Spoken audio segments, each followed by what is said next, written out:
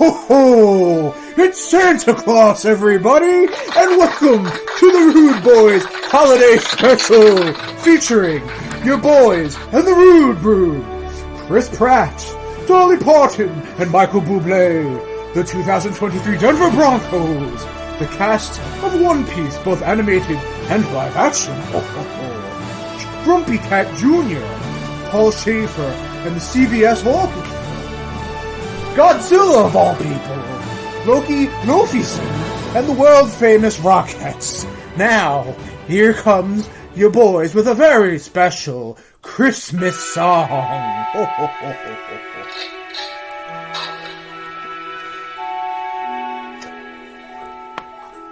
ho. I'm dreaming of a rude Christmas, just like the ones from every show. Try not to look at that screen. Where the MHLs glisten, Much and like the RudeNation listens. And talking about the movies that we go to the movies. RudeBoyz go to the movies. That's what that reference is. I know, but I forgot what you told me what to do there. That's the third verse. Dreaming of a rude Christmas with every stream up on our YouTube. We have a YouTube? Yes, we do, Tom. May all our apps be funny and great.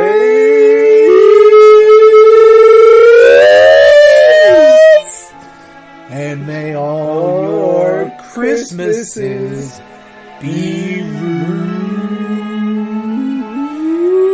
We're going to be visited by a few ghosts. I'm dreaming of a rude Christmas daddy.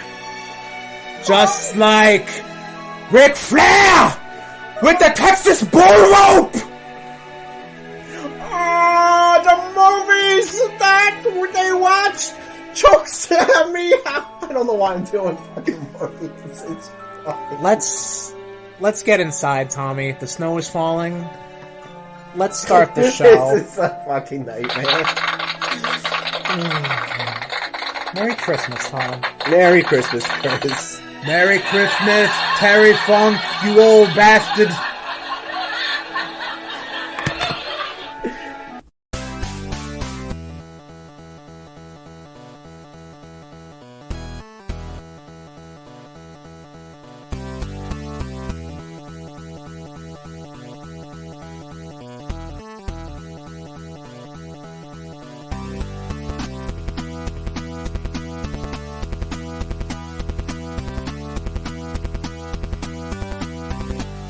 Oh, Tommy, we're back. What a stellar intro. Yeah, we'll call it that. Wait, what? I'm getting a text message. It's from Michael Morbius, everybody. Rude Brood, favorite member, favorite son, Michael Morbius. Oh, shit.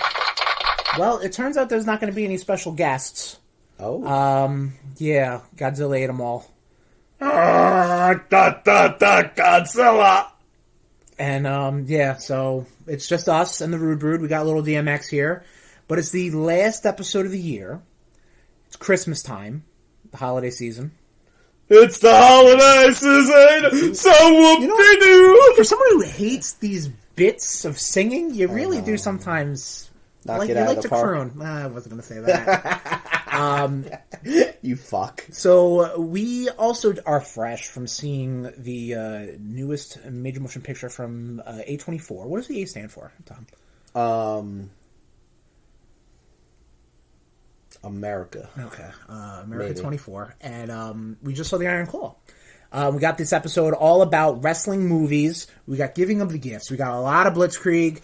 We got a lot of stuff to get to, and we got a very special thing I'm prepping for us, Tommy, in a little segment we call... Who's in our mouth? Womp, womp, womp, womp. We're not in the normal studio. No, we're not. The little setup's a little different, which is fine. Different is fine.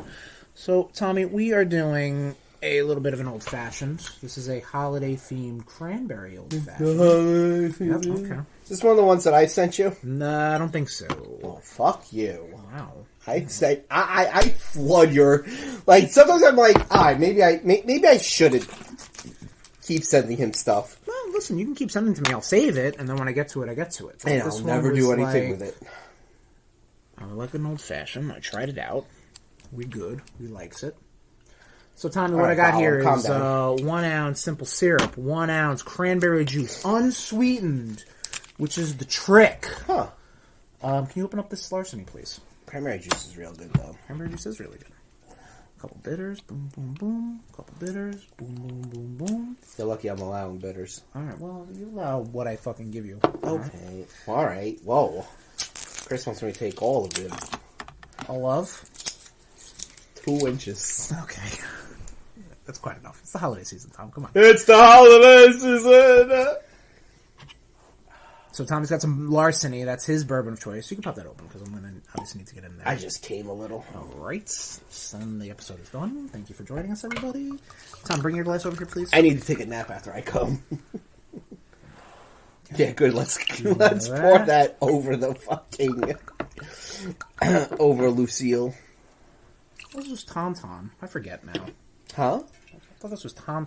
I don't remember. No, Lucille is the actual computer. Was the actual laptop? Yeah. I don't remember this. No, that... Tom. The microphones? Yeah, that we don't use anymore. Right, yeah. Because we realized our audio setup is not conducive to... Translation. Chris doesn't come up.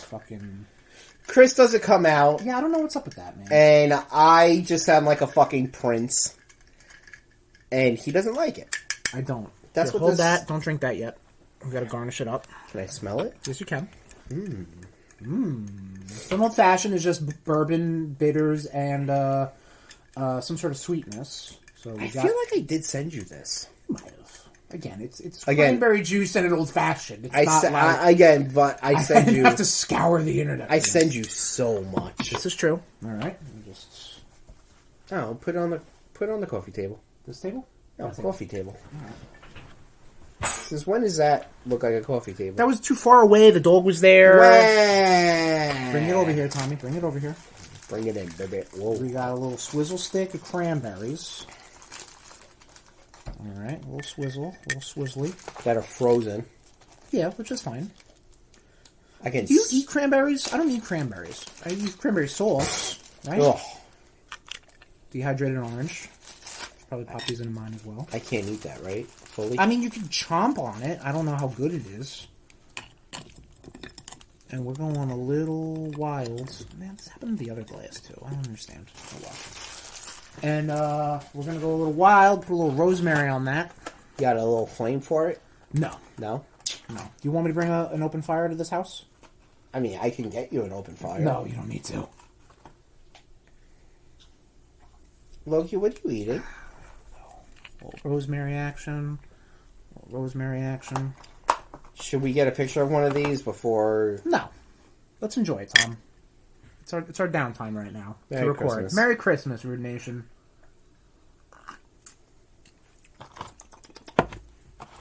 Oh, that's fucking delicious. That larceny's pretty good, I gotta say. Larceny is a very good bourbon. Larceny's what, 40-something%? Something like 92 proof, yeah. Yeah, so I made, Tommy's setting up the fire, get nice and cozy. Maybe, he says. Oh, yeah. So, Nation, grab a nice, toasty... You alright there? I don't think it works anymore. Oh. Wompity womp womp womp womp. Or... Nope, that's not the right button. Womp womp. So, Tommy, why don't we take our drinks... Oh, come on, randomly later. Get some sleighs and Whoa. Let's get slayed up and why don't we move on into Blitzkrieg news? Yeah.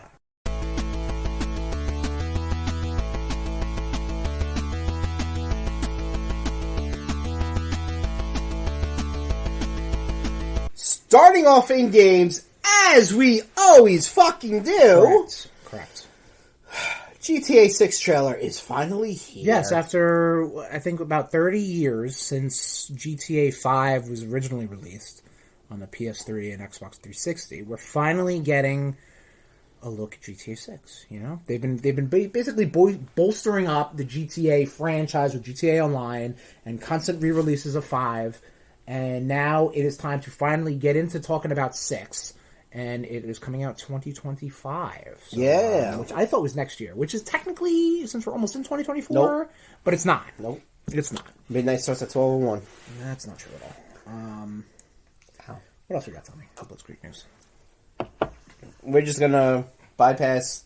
Do you want to talk a little more trailer? about... I mean, I guess, yeah, okay, we could. I don't know. You seemed really not interested in watching it again. It looks really good. Don't get me wrong. But again, I mean, we've said it. Does anyone play GTA for the story? This looks very story-oriented. I probably would. Which I'm happy about, though. Right. I actually haven't played a real GTA game. Yeah, I try, and then I just end up killing hookers and such. In the game, you have to really qualify that statement by saying in the game. In-game, I kill hookers. Okay. Oh, Jesus Christ, okay. I'm not, close. Not, I kill hookers, and I do a lot of drugs. In-game. I'm not like other... filthy fucking Long Islanders. In-game. I don't know who you're referencing. Are you referencing me? No. Oh. The Yogo bitch killer. Beach killer. Rex Howerman. Mm-hmm. We should put him up for a Rudy. Or a Tootie.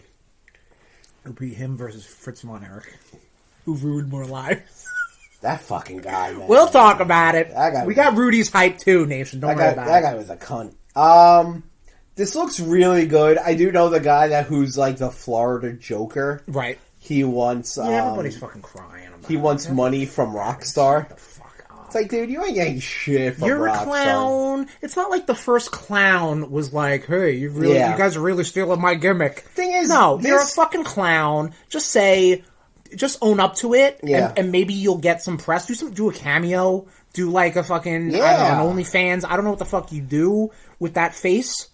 Can't get a real job, I'll tell you that much. Yeah, so do something. Fucking moron. Capitalize on it and not try to be like, man, that's supposed to be me. Like, shut the fuck up. So this trailer was actually supposed to drop like 2 days before it actually dropped? It was supposed to come out on a Tuesday, and then Monday night it was hacked. Like the son of like someone who works at fucking Rockstar? No, it was a hacker group. No, I thought it was like... Or maybe that was a guy who... Well, because there's going to be a lot of hacking we're talking about. I know. All right, so moving on. I'm pretty sure it was a hacker group that did this, and I'm pretty sure the hacker that was involved in this is now like going to face like life in prison. Which, first off, hackers, why don't you start hacking, I don't know, some fucking political people? You know what I mean? Not fucking Rockstar or Insomniac. Like, fucking, like... Use your powers for good. We're gonna get into the Insomniac shit. We're bookending this nicely. Yeah. Game Awards fallout. This happened a long time ago. So we were supposed to record last week, but your boy Cash was sick, and we feel like this is a nice end of the year wrap up episode. Holiday season, and I was not good last week. Right. I would have sounded like shit. I sound like shit still. Doesn't matter. Listen. It's all paperwork. Yeah. Our last episode was actually longer than the current Call of Duty campaign. Dude, the amount of hate the guy who voices Kratos, was getting for that comment. I think his name is. Which, honestly, I completely forgot that Kratos was voiced by an African American. He was also mocapped by Shad Gaspard. Wow. So, yeah. I did not know that. Yeah. Like, I completely fucking, like, I didn't realize it. I'm like, that fucking voice sounds awesome. Yeah. No, like, he's a good voice. I have to give the first one another shot. Yes, I think you do. We'll be talking about that within the new year. That is no problem. Have you downloaded Valhalla? Tom, we got to. All right, so yes, so there. I don't see it on your announcements again because we're trying to keep it Blitzkrieg. I don't see it on your notes Tom on your only catch-up. goes by notes. Was the Christopher Judge thing Oh, there? I only go by the teleprompter. No, I'm the only one that can improv. Baru. Wow. Okay. I told you this a lot. Okay. Are you saying that you are the only like legally binding the only one that can improv, or you're better at it than me? Yes. Wow. Okay. No. You're very good at improving when you put your mind to it. Improvisation. Improving. Oh, shut the fuck up! Yeah, so the Game Awards is crap. Jeff Keighley just likes to parade out his Hollywood buddies and Hideo Kojima. We should have sung that trailer. I forgot about that. Oh, that trailer looks like such shit with Jordan Peele. They really should have just called it. I mean, don't get me. I love Baldur's Gate 3. Right. Well, okay. I love it. But they really should have just called this winner of the Game Award, the Game of the Year. They really should have just called this the Alan Wake, Baldur's Gate 3. Yeah, don't get me wrong. awards. I mean, Zelda won Best Action Adventure Game, whatever the fuck. Final Fantasy 16 won Best Music, I believe. Now, right. I'm going to get into the bullshit of one award. Ooh, okay. Go right ahead. What was the one award? Best Ongoing? Oh, it was Cyberpunk, yeah. It took you 3 years to get your game to be even fucking playable. Right. How fucking dare you take that away from Final Fantasy 14? Wow. Okay. That was some bullshit, dude.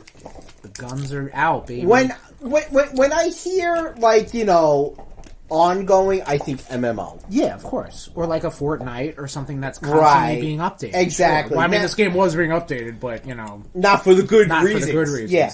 Now, I know there's a lot of Fallout and a lot of pissy people Fallout wasn't this year. Fallout was a couple years ago. That improv, baby! Yeah, not good. Yes, and? Wow, you didn't even do the shot. You just freeformed that. Listen, first rank is by spec. Second is by feel. It's like jazz. Do I think Spider-Man 2 should have won? Listen. Yes. Listen. As Spider-Man fans, yes, we feel Spider-Man 2 should have won. It didn't win anything. No, it didn't. Do I feel that the right game won? Yes. Okay. Well, it's all moot because the Game Awards is shit. The Rudies. Oh, it really is. Absolutely. We'll see you in a month, RudeNation, when we talk about the Rudies. But something else we got to talk about this. We got to talk about some of the reveals. So there was also you did talk about it, yes. And that's the other thing. They should just call it fucking trailers, as well. Steamrolling. Calm down.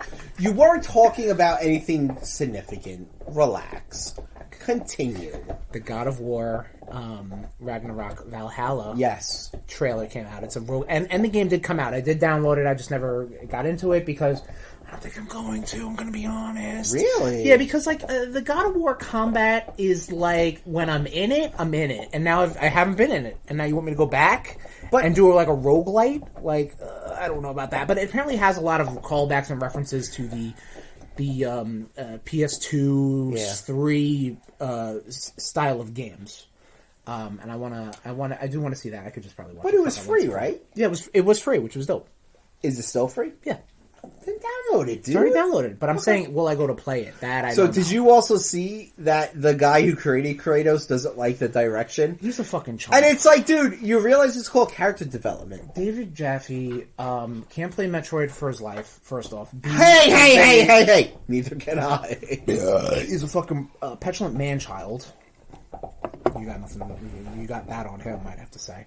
And is stuck in the fucking, in the Trapper Keeper 90s. Like, what do you want me to tell you? He stinks. Get over it. There's a reason you don't run Sony Santa Monica anymore. That's all I'm saying. And it's like, dude, it's called character development. Learn it. Also, Sega's releasing a bunch of new games. That looks cool. Man. You got some Jet Set. You got some Golden Axe, some Shinobi, some Streets of Rage, some Crazy Taxi. I never played. I never played Jet Set. Jet Set's fun. Yeah. It looks like Tony Hawk. Yeah, it's a lot of skating and grinding and tagging and doing tricks. Tony Hawk. And listening to some, is it J-pop? I don't know what the fuck it is. Is it J-pop or is it like, It's got some bite to it now. Yeah, the whole cooking thing. That might just got out the window. Told you. That might just got out the window. I'm sorry. But that was the Game Awards. I've been promising you that. We get over it. But that's the Game Awards, and nobody... sorry, Jeff Keighley. Also, like, let the people who won the awards say something. Don't fucking steam... That's the one thing... Listen to me right now. Award shows. Stop fucking doing it at the end of the year when there's still things coming out. You know what I mean? Like, if you want to celebrate 2023, that's from January 1st. I'm not going to go through times with you right now. To December 31st. Oh, that is it. I just say that now just to bother you. I still think you believe it. I don't. Okay. We'll agree to disagree. Meanwhile, the Rudies, everybody's favorite fucking award show, is going to come out at the end of January. So we have a month to digest everything that happened, and we can talk about it, deliberate upon it. We're just going to come up with the winners right before we record. But still, how do you think the award shows do it anyway? I'm saying we don't have a very good crack research team. But yes, the Game Awards... The Rudies is where it's at. Yeah. Fucking fight me, Jeff Keighley. I don't care. You're Jeff a wimp. Keighley's a fucking cunt. I'll come like a wimp. He's a cunt. I don't think he's a cunt. Cunt. Alright. What else are you going to tell me? The rumors of E3's death have been greatly accurate, which I'm fine with. Yeah. I'm waiting for San Diego Comic-Con to die now. R.I.P. E3 for reals this time. They tried. They did try. Many years they like. No, they had it. Yeah. No, but I'm saying like they tried to recreate their greatness. You know what I mean? Like I think things like PAX, Gamescom are all eating its lunch. You know, and then they tried to get the people that did PAX to do E3, and that didn't happen. COVID also happened. Got to get those COVID numbers up. Fucking put E3 with them. And then that was pretty much it. This lady just fucking rubbed lotion in her arm. What the fuck? That deodorant. What station is this? USA. That deodorant, you can apparently roll on your pits, your vag, whatever you want. E3 is dead. Bring back Space World. Good fucking riddance. Space World? Well, that was the Nintendo. Oh. But they don't do that. They do directs now. Alright, so come on. You still get them. And plus, honestly, let's face facts. You don't fucking need them anymore because all the companies have their own shit. That's accurate as well. So... Yeah. Eat the rosemary, you fuck. I guess it is a spice, right? Yeah. Sherm's year. Oh, God. Good. Sherm's year-long nightmare will end 2/16/24. Sora Amiibo, ooh, is released. Yes, finally. So I recently unpackaged and then reboxed all my Amiibo. And Sora is going to be it. Sora's going to be the last Smash Brothers line of Amiibo until the next Smash Brothers game, if Amiibo is still a viable thing. And it's coming out in February. And pre-orders came out, and I missed it. But chances are, I'm going to be able to pick one up the day of. So, you know, that's just where we're at right now. But that's it. Also, I'll segue into the next thing. Smash Ultimate is getting some new spirits in January. They're getting a new spirit... what are those? Spirit Battles. That's also Little DMX, the one of the only Rude Brood members with us right now. Yeah. Michael Morbius up in the rafters, Ghost Terry and Ghost Dusty we're at Casa Cash. They're doing a Ghost Texas Bull Rope match. Yeah. Would it be a Texas Ghost Bull Rope match? I don't know, Chris. Because Texas is alive, but the bull is a ghost. Damn, he is going in. At least he's not jumping on you, though. So you know what? I'll take that background sound than hearing you yelling at him. Well, it's going down on that bone.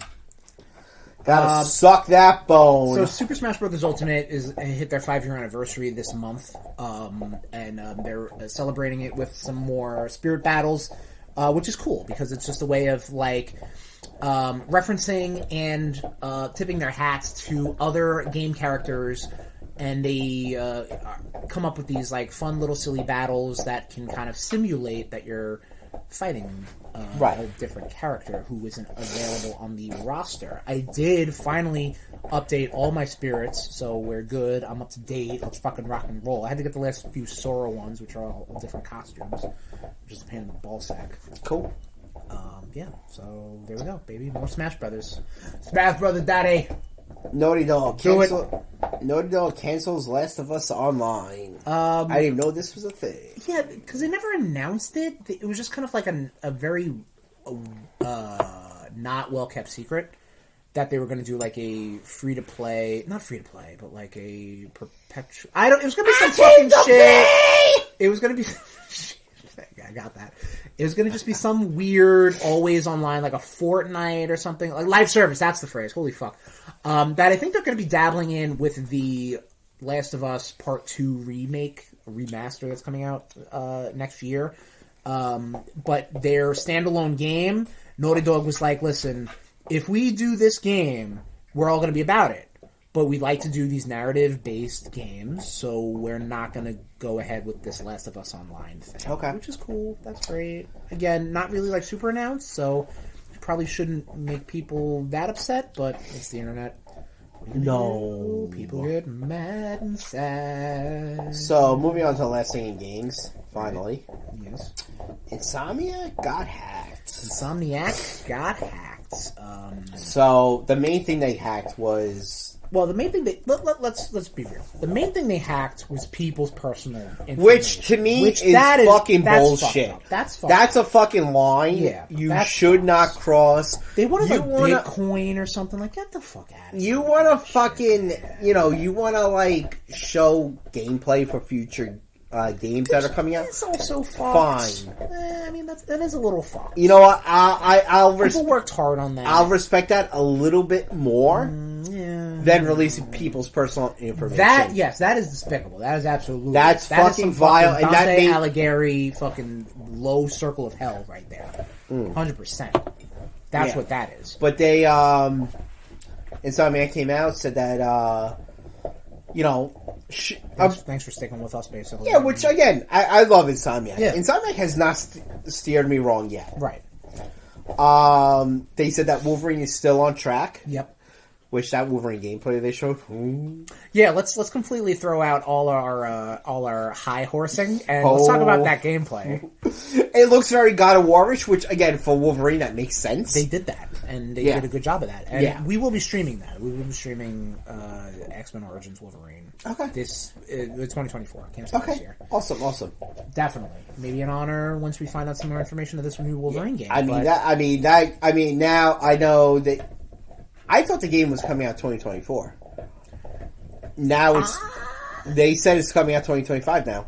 Did they? Yeah. Right, well, I think maybe the hack or something was like, it could still do it. Maybe like a holiday, but like I just want more Spider-Man DLC, which it was really mum on that. Yeah. Like they talked about like an MMO, not an MMO, but like an online multiplayer Spider-Man game called The Great Web.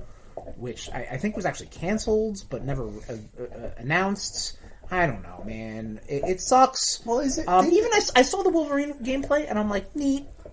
Like, I'd prefer to see it fully done, which I know a lot of the people... Yeah.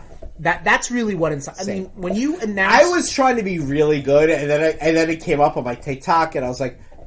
It's like Christmas time. You could either shake the fucking present. No, you could dig in your parents' fucking closet months ahead and see what you're getting, or wait for the day with the presentation, with the fucking is that how you found lights out and stuff like that? There was no Fat Man. You went sneaking. No, that wasn't it. Okay. Did I sneak before that though? That's an interesting quandary you're asking me right now. Oh, I know how I found out. How'd you find out? I straight up asked my mom. I got up to go to the bathroom because I was like, oh man, I really need to pee because I drank a big glass of water before. Right. And I was like, oh. And we used to have these bells on our front door. Not the bells. And I was like, oh, Santa, I'm going to catch the Fat Man in the act. That means he has to give me whatever I want. That's not how that works, but okay. No, I was like in some Christmas stories. You were trying to extort Santa Claus. Oh, fucking-lutely. All right, cool. It's funny how children's brains work. I saw the wrong Fat Man, though. Uh-oh. My dad came home drunk. Okay, cool. This was Christmas Eve. Yes. Okay. He was a chef. Right. He knocked over the Christmas tree. Okay. I don't know if the chef doesn't mean like a qualifier. Well, no, because my mom left the gifts out because his job was to put them under the tree. Okay. And he knocked the tree down, and all I hear is, goddamn fucking kids eating me out of house and home. And I'm sitting there like this, I'm like, fuck me, there's no Santa. My mom's like, you were not to say anything to your younger brother. Wow, okay. That's how I found out that there was... I hope your younger brother doesn't listen, because, yikes. Yeah. Yikes. So, it was very funny, because I'm sitting, I was like, Mom, come here. I straight up asked. I got a word that I got a bone to pick with you. So you know how I don't know if this is something you went through growing up, Tom. You'd go to like a family house or something like that. Okay. House, and it'd be all the cousins and nephews and these, all the family, and then someone would elect to dress up as Santa. And Okay. they would show up, and it was, oh my god, it's the real Santa Claus. He's giving out gifts right now. You know what I mean? Like, does this ring a bell? Nope. Okay. Because all my uncles at that point were actually all skinny and not fucking out of shape slobs like they are now. All right, you could pat it out, but I understand. I get it. The only time that I actually saw that happen was I went to my mom's husband's family's house in Jersey because they were Italian, so they do the fish fest. I think that's Red Lobster. On Christmas Eve, like Italians do like the 7 Seas or some shit like that. Fishes. Yeah. 7 Seas. Same thing. It's not. And like one of it's called Crab Fest. Yeah. One of the one of his uncles dressed up as Santa. See, there you go. Yeah. Okay, cool. And I'm sitting there, I'm like, who's a bad Santa looking? Wow. Fucking judgment. Well, anyway, my whole thing, we're keeping up Blitzkrieg. My whole thing was, so apparently my dad dressed up as Santa Claus, and he put the presents underneath the Christmas tree. Okay. And my mom recorded them to be like, oh, we call it Santa, and I was like, oh my god, this is the best thing ever. But then I straight up went to my mom, and I was like, that was Dad, right? And then she said yes. And I was maybe like a year or two too young, and I was not ready for that revelation, even though I thought I was. But then I got a whole bunch of like action figures next year, so whatever. Yeah, but your mom doesn't. Your mom doesn't fucking sling bullshit your way, though. This is also true. Like, I mean, your mom will credit. Your mom she didn't does, lie to nope. whatever age I was. I don't even remember. Your mom does not probably sling older. bullshit. Probably older than I should have been. But my younger brother found out because he was just my grandmother. My younger brother was like 15, 16. Right. For some reason, I think he still had an inkling because, it made my mom happy. Okay. My grandmother just turns and goes like, "There's no Santa." Wow. And my mom was so fucking pissed. I never saw my mom so pissed at my grandmother. Anyway, but yeah, I honestly think my younger brother fucking knew way before that. Of course, yeah. Anyway, Blitzkrieg. Stop hacking video game companies. Just hack the proletariat. Yeah. And let's take them down, baby. Absolutely. Eat the rich. Eat the rich. 2014. Moving on to Eat the rich. 2014. Ho. 2014, 15, 16, 17, 18, 19, 20. Every goddamn year, Tom. Eat the motherfucker. Oh my god. You said 2014. Wrong for you, dumbass. Eat the rich every year, Tom. Doesn't care. 2014, 2004? Don't care. Not 94. That was pre 9/11, so it was weird. Wow! Okay. Yes, sir. Well, actually, pause. Why don't you? Okay, fine. Let's keep it Blitzkrieg, everybody. Until we have to pause again, because Lil DMX is going to go crazy when Amazon comes. That's true. Comic news. Comic book news. We have comic book news? We have comic book news. What? Yeah, what? Miguel gets gooped in Symbiote Spider-Man 2099 out in March. Yes, so this is a continuation of the Symbiote Spider-Man miniseries that Peter David's been putting out. Peter David, the very famous Hulk writer, and also just writer in general, also co-creator of Miguel O'Hara. Miguel O'Hara's getting his own symbiotes. It's also next year, Tommy. Also, 40 years of the Black Suit. Next year, 84. That's what it is. Yep, I know. Listen, stick with Wolverine. That's fine. That's been 50, so it's been more. No. But I'm interested in this really just because I'd like to see Miguel O'Hara have his own symbiote, and if the preliminary drawings or anything, he kind of almost looks like his Across the Spider-Verse look. Okay. Like kind of bulkier and like, more jagged, I should say. If it's anything like Symbiote Spider-Man, the miniseries that came out, where it celebrates Spider-Man or Marvel Comics in that era, I think you're going to lose me on that because my 2099 information begins and ends with the fact that I know Spider-Man exists. That's it. Yeah. I don't know his rogues. I don't know this. I don't know that. I know some of those X-Men look awful. But, Speaking of that, I do know that there's also going to be a shit ton of fucking X-Men stuff also happening in 2024. Well, yeah, you got the Rise of the X. Like they're coming back after the fall of the X. Yeah, but one of the titles that's coming out, it's written like the X-Men animated series logo. How it's like on that slant. Yeah, they're doing. I know they're doing like a prequel. They're doing comic a prequel, for the '97 So, show, which might be coming up this year, maybe 2024. It fucking better be, man. It's gonna be on the hype episode. Oh my!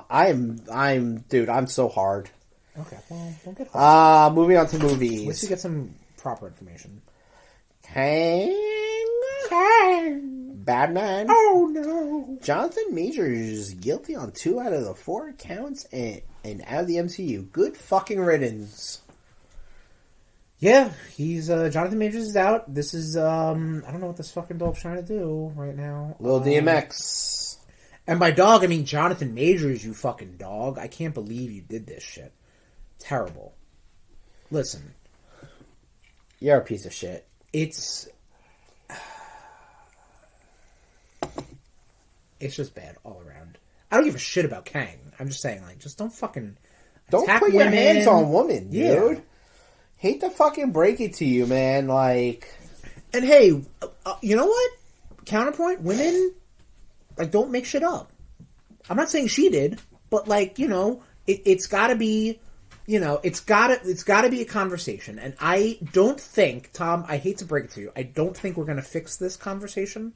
You and I, only specifically, he's tuned me out. No, I was trying to see if there was a official release date of X-Men, because you're like, oh, I don't believe anything until... Yes, correct. So, yes, once it gets announced, I will believe it. But anyway, Jonathan Majors, you're out. They still want to do Kang. They might not do Kang. Again, until someone actually says something, I don't know. They're apparently calling Kang Dynasty now Avengers 5. This is your perfect opportunity to go to the Book of Doom. Doom! Seriously. And Henry Cavill is the one name that's up for Doom. A lot that I see. So everybody forgets that Doom is a man of Eastern European descent. Cavill can act. Okay, very good. But he's a white guy. He's a British white guy. Doom is a white dude? No, Doom is Romani. Doom is Eastern European. He's kind of... Still sounds like our... skin tone there, brother. Alright, but not like white. Not like... Look how he's fucking drawn! Yeah, he's got a silver face on. Half the time. I'm just saying, if you want to... I'm sorry, asshole, did you read Secret Wars? Did you? Or did you not read Secret Wars? Which Secret Wars? The 84 one? Yeah. The one that came out 40 years ago? Yeah. Well, 39 right now. Yes, I did. Okay, shut the fuck up. Hey, he got his face fixed up. But again, it's a matter of his descent. Chris, I don't know if you know this. Mm-hmm. Things can get lost in the fucking timeline of when your descendants or ascendants or whatever the fuck you call it. So you just want Scarlett Johansson to play Ghost in the Shell, is what you're saying, which she did. Yeah, that was a good movie. Yeah, that was problematic, Tom. Why is Scarlett Johansson playing an Asian character? Why? I see no problem. Okay, moving on. Let's get your Blitzkrieg. Stop trying to make me the villain. I'm trying to help. Move on, please. Oh, shut up. Can you believe this guy? Spider-Man, freshman year, becomes friendly neighborhood Spider-Man. So we did a little name change. I think this was when we were gearing up, brother, for season 2 of What If. Some Marvel news came out. There was like a press junket talking about some of the new Marvel animated things coming out. And freshman year, which is still being worked on, is now just going to be called Friendly Neighborhood Spider-Man. Cool. Still don't know shit about it. Awesome. We're also getting a new series called Eyes of Wakanda, which is going to be apparently almost like an anthology series about Wakanda. Okay. From different rulers and different kings of Wakanda and different versions of Black Panther. I forget the gentleman who voiced T'Chaka in this past episode of episode 2 of What If. Right. He did a fucking good job, and I think they should definitely keep him on board. Well, if I remember correctly, the actor who played T'Chaka in the Marvel Cinematic Universe as the older man, the man who was Civil War, the flashbacks in Black Panther, his son played him as a younger man, like the flashback from Black Panther, like the first scene in Black Panther. Interesting. Yes. Similar to a Ice Cube and his son playing Ice Cube in Straight Outta Compton. And also Old Dirty Bastard's son playing Old Dirty Bastard in the Hulu show, the Wu-Tang Hulu show. Okay, and also... Right? No, I'm trying to think of another... No, isn't that similar to what you were just saying? Yeah, no, it is, and I'm cool. I'm trying to keep it going by... Okay, cool. I thought you were trying to make me look like a fucking asshole. Damn it. Nah, I don't know. I'm out. Fuck. Yeah, there's not that many references, I guess, but that's it. And Eyes of Wakanda coming out possibly next year, baby. I don't know. We'll see. It's not announced or anything. One Piece getting a new reboot series on Netflix. And it's called The One Piece. It's called The One Piece. I got the one nut. Sorry to hear that. Do you want to talk about that? Do you want to talk about how Lance Armstrong came and took your testicle so he could add it to his hoard of testicles to become the, like that Akira monster, but just made up of testicle meat? You mean Akira? What did I say? Oscar? That Akira monster. Well, yeah, he was. Yes, but he beat. I'm saying but he it was became called a monster. Akira. Yes, I know. Yes, but I'm specifically talking about. I don't think you know. I'm specifically talking about when he became that monster, that big blob. Right. Yes. Did you mean pause again? No, not at all. Do you want me to vamp? Nope. Do you want me to keep going? Yep. What We Do in the Shadows, upcoming 6th season. Nice. Will be its last. Oh, really?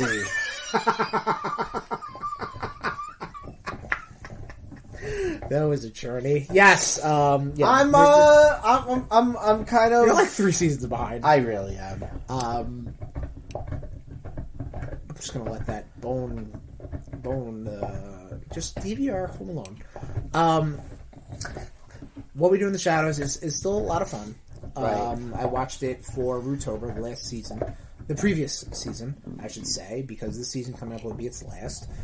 Which is good, because I feel like you guys are they're really hitting the point of no return. They're hitting what's the fucking phrase? When you've gotten all you can now. Right. You've gotten all the juice out of the fruit. Like, that's pretty much it. What are we doing here? Okay, cool. That's beautiful. Absolutely beautiful. Yeah. So, What We Do in the Shadows... Note Home Alone could be on, like, 4 different streaming things. What We Do in the Shadows, presumably coming out next year, 6th season, will be its last. Wrestling news, Tommy. Wrestling. Kenny Omega out indefinitely with diverticulitis. Yeah, this is actually a no-joke thing. Yeah, this is the same intestinal disease that almost took Lesnar out. Yeah. But he still became the UFC fucking World Heavyweight Champion. Yeah. He's a fucking beast of the East. But this is pretty weird because... Not weird. This is, I don't even know the phrase I'm going to say, but Kenny Omega was out like a year ago or something like that because he had like big back strains and of shoulder vertigo. You know, yeah, like, he was having issues. Yes, he's having as many issues as fucking poor Adam Cole. Yeah, but I mean, that diverticulitis is no joke. Absolutely, No, it's not. can get the It healthiest actually of almost healthiest. killed Jim Ross. It almost killed. Yeah, Jim Ross had it too. Jim Ross had it also. Yeah. Okay. I think it was on like Jim Ross's podcast where Okay. he had Brock Lesnar on there. I think it's called like the Barbecue Podcast. Okay. Barbecue sauce. All right. I don't listen to other podcasts outside of this. I do. And that's a fucking lie. I know for a fucking fact you do. You fucking ho ho ho. Let's tits out now. It says "Let It Snow." What are you talking about? It says let tits out now. Yes, it does. Think I'm an idiot. Yeah. So Kenny Omega. What an asshole! What a fucking asshole! Speedy and healthy Yeah, recovery yeah. from your boys. Let's clink it up to Kenny Omega's health, Tom. There we go. Michelle Rodriguez is someone I can't stand. Sorry. We're watching TV in the Wait a background. minute. Why? She bugs What me. did it? What did it? Something had to have done it. Knowing you, something had to have done it. So she was just like, she talks shit about the MC. There it is. But she's like, I don't know, you have like 10 movies, where else can you go? It's like, bitch, do you not fucking realize the franchise you're a part of?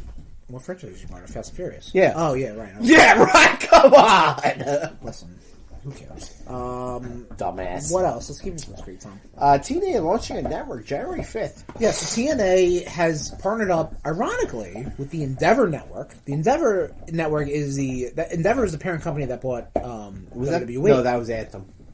Correct. So it come January 5th, they're launching their own Not streaming. January 4th? January 6th, even? No. No, that's Chris Jericho's holiday. Yes, that is true. Ooh, that's right. Oh, yeah. This extends out. I forgot. Yeah, these for Klein, baby. TNA is coming up with their own streaming service called TNA Plus, I believe it's called. They're going to have their monthly and annual memberships. Apparently, they're also dabbling with a larger annual membership that will include I'm going to air quote and say Big Four pay-per-views. What those pay-per-views are, I do not know. But I think this is great for TNA. Absolutely. Because it's good for professional wrestling. It gives a lot of exposure to that. They're going to have the TNA rebrand in 2024 or rebrand, and this is all good. You know what I mean? Like when one wrestling company succeeds, Did they say how much it was going to be? I will look it up, and I'm gonna keep singing along. So, like, when this is I would definitely. on This because is. I am vamping. I am looking forward to going back and being able to see matches with AJ Styles. Like AJ Styles, let's face facts, he had some of his best matches in TNA. Samoa Joe. Yes. The three-way match between Samoa Joe, Daniel Christophers. Yes. Christopher Daniels, and AJ Styles. Right. Yes. Some of the best matches that those Perk Angle. And then, of course, you did have a version of Raven's Nest in there. Well, I mean, yeah, you had you had Serotonin, you had Ravens. You had like a Raven, like with CM Punk was part of that, And Mickey James. Mickey James and Julio De Niro.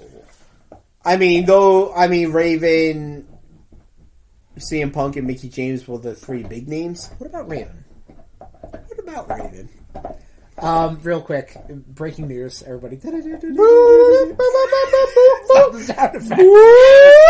$9.99 monthly, $9.95 per year, and a quote-unquote World Championship membership tier that includes all the perks of the special attraction tier, plus the 4 tentpole pay-per-view events offered at $219. $220.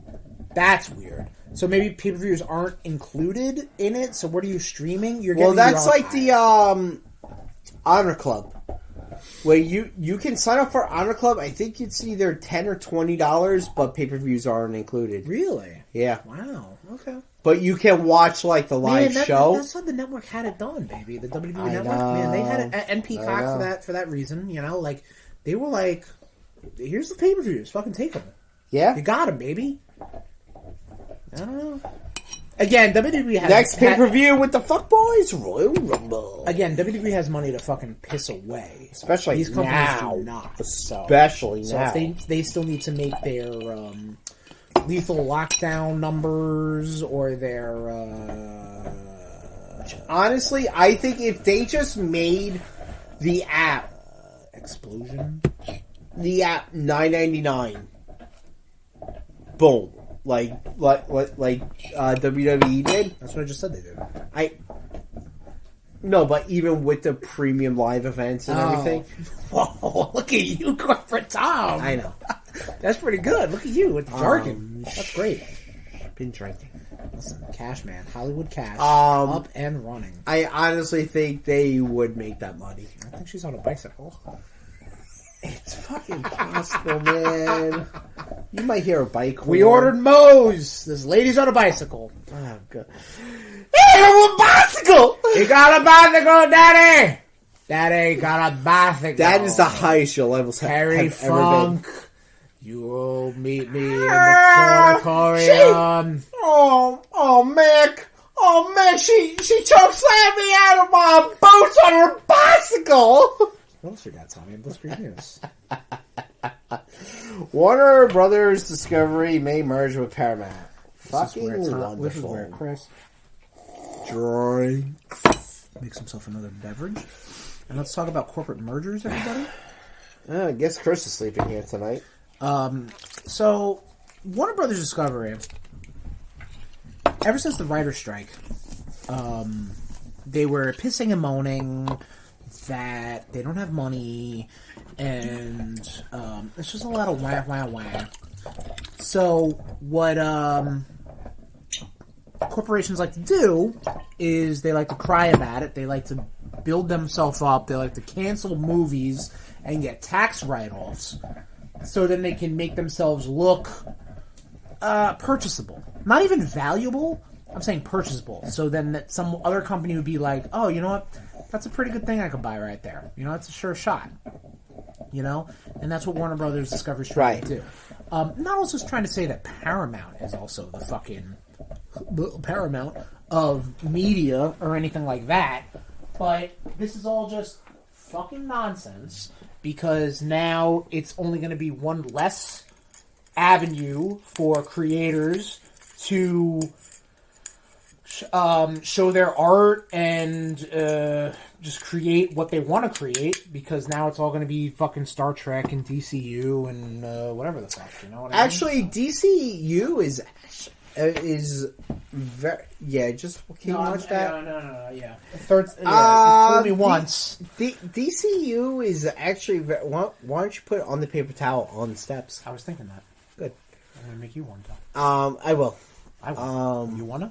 I got stuff I gotta grab after this one segment. Yes, okay. Go ahead. So DCU, they've been dropping a lot of shit onto Netflix. Well, yeah. The Batman is there. Oh, yes, because that is... Apparently, Disney's also doing that. No, well, okay. Well, first off, that's called the fire sale of, Warner Brothers Discovery wants to just offload their shit. They don't want to spend the money for their own intellectual property. They want someone else to foot the bill, which again, that's corporation, baby. Gotta love it. I didn't pause, right? Okay, good. Yeah, I'm still ranting. Don't worry. Okay, good. And a lot of it is, oh no, and a lot of it is, yes, you're right. It's available through Netflix and whatnot, but it's also like, what are we fucking doing, man? You have HBO Max right there. You're going to cancel outright. What did they just take off? They took off HBO Watchmen. Dude, they took off everything that has to do with fucking comic books. Yeah. Yeah. Wait, is it? Did they take that off of Max? What? The DC. There's not much on there. Well, see, there you go. It's called a fire sale, and they're just going to do it that way, and that's how it goes. Corporations are your friends. 2024. Hopefully I said that right this time, Tom, and you'll appreciate that. Eat the rich. And that will do it for Blitzkrieg News. 1 hour into this fucking recording.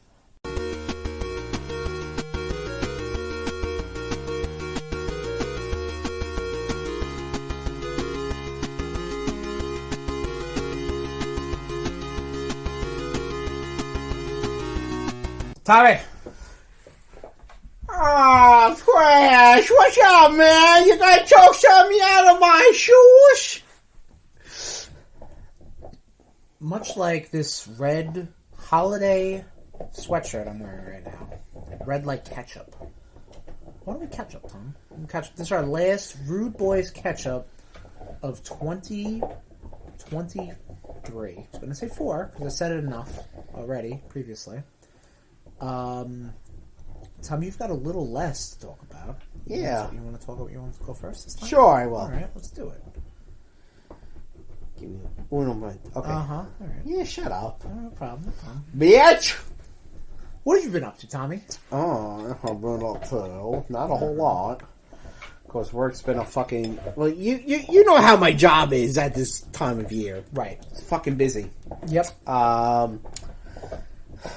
I don't know, one night my brother was just like, oh, let's watch the fucking Candy Cane Lane. Okay. I needed a little backstory on how that was shown to you. You know what I mean? So, that's how it was. Okay, got it. Do I have permission More, to make please. this for you? Okay, cool. This was good. Okay. That's good. The only thing is, like, oh man, I don't know if they just threw a lot of makeup on Eddie Murphy. Okay. Or Black Don't Crack. Okay. He looked really CGI'd in this movie. Okay. It could be those high-def cameras, too, you know? I don't think so. No? Okay. No. We're good. Careful. Yep. He just looked way too fake. David Allen Greer. Could be some Hollywood magic, you know what I mean? That's Also, what I'm saying, makeup-wise. I don't mean makeup, I mean fucking plastic surgery. Nick Offerman. I mean, you run into a fucking prostitute. That was him, right? Yeah. Okay. Yeah, you run into a prostitute, then, you know, you gotta fucking spruce up your... Yeah, I mean, Nick Offerman was in this, too. Oh, was it really? Yeah. Okay. He was one... Was he in were the Millers, too? Yes. Okay, I thought so. He was one of the, porcelain villagers. Alright. I don't know if you've seen that. Nope. They also had... what the hell's her name? Gillian, Gillian Anderson from X-Files. No. She was in the 21 Jump Street remakes. Didn't see those. Really? Really? Those were fun. Okay. I show you her face and you'll be like, oh, okay, her. Okay. Sure. What the hell's her name? It's good air. Jillian Bell. Okay. I don't know who you're talking about. Okay, fine. You continue. But, like, it was just kind of like, it was like, oh, the white person's bad. Like, it felt very, like, tongue-in-cheek. Okay. Like, very, like, you know, their own agenda being pushed. Wow. Which, again... Who's they? Society. Okay. The woke culture? Yeah. Okay. What? Okay. No. I enjoyed it, though. Alright. It was fun. Despite its, fucking message it's trying to get across. You know what, though? Whatever it was. I still don't know what it was. The message was... Look. What was the message? Like, alright, so Eddie Murphy got laid off from his job. Okay. And he wanted to give his kids the best Christmas that they could. Naturally. And the he tale was as old as time. Yeah, and he was just like, I'm not gonna let, you know... This bring me down. This company bring me down, and I'm gonna give my kids the best, the best, Christmas I can. I'm gonna win this Christmas lighting competition. Oh, okay. Was not expecting that. All right. And then he visits Jillian Bell's Christmas shop. Okay. But apparently there are curses, and if, you What? know... Yeah, like if Eddie Murphy doesn't complete certain tasks, he gets turned into one of the, like, porcelain dolls for the village. But then... A different person picking up our food on a bicycle. That's cool. Huh? A different person's picking up our food on a bicycle. Oh, okay, cool. Got a bicycle, daddy. He got a bicycle! We're never getting this fucking food. Was it good? I enjoyed it. I know a lot of people poo-pooed on it. I enjoyed it. Yeah, honestly, it was one of those things that, like, Amazon Fire Stick has been advertising to me. Probably because it's Eddie Murphy and it's a holiday movie. Fucking Lars, you holy fuck.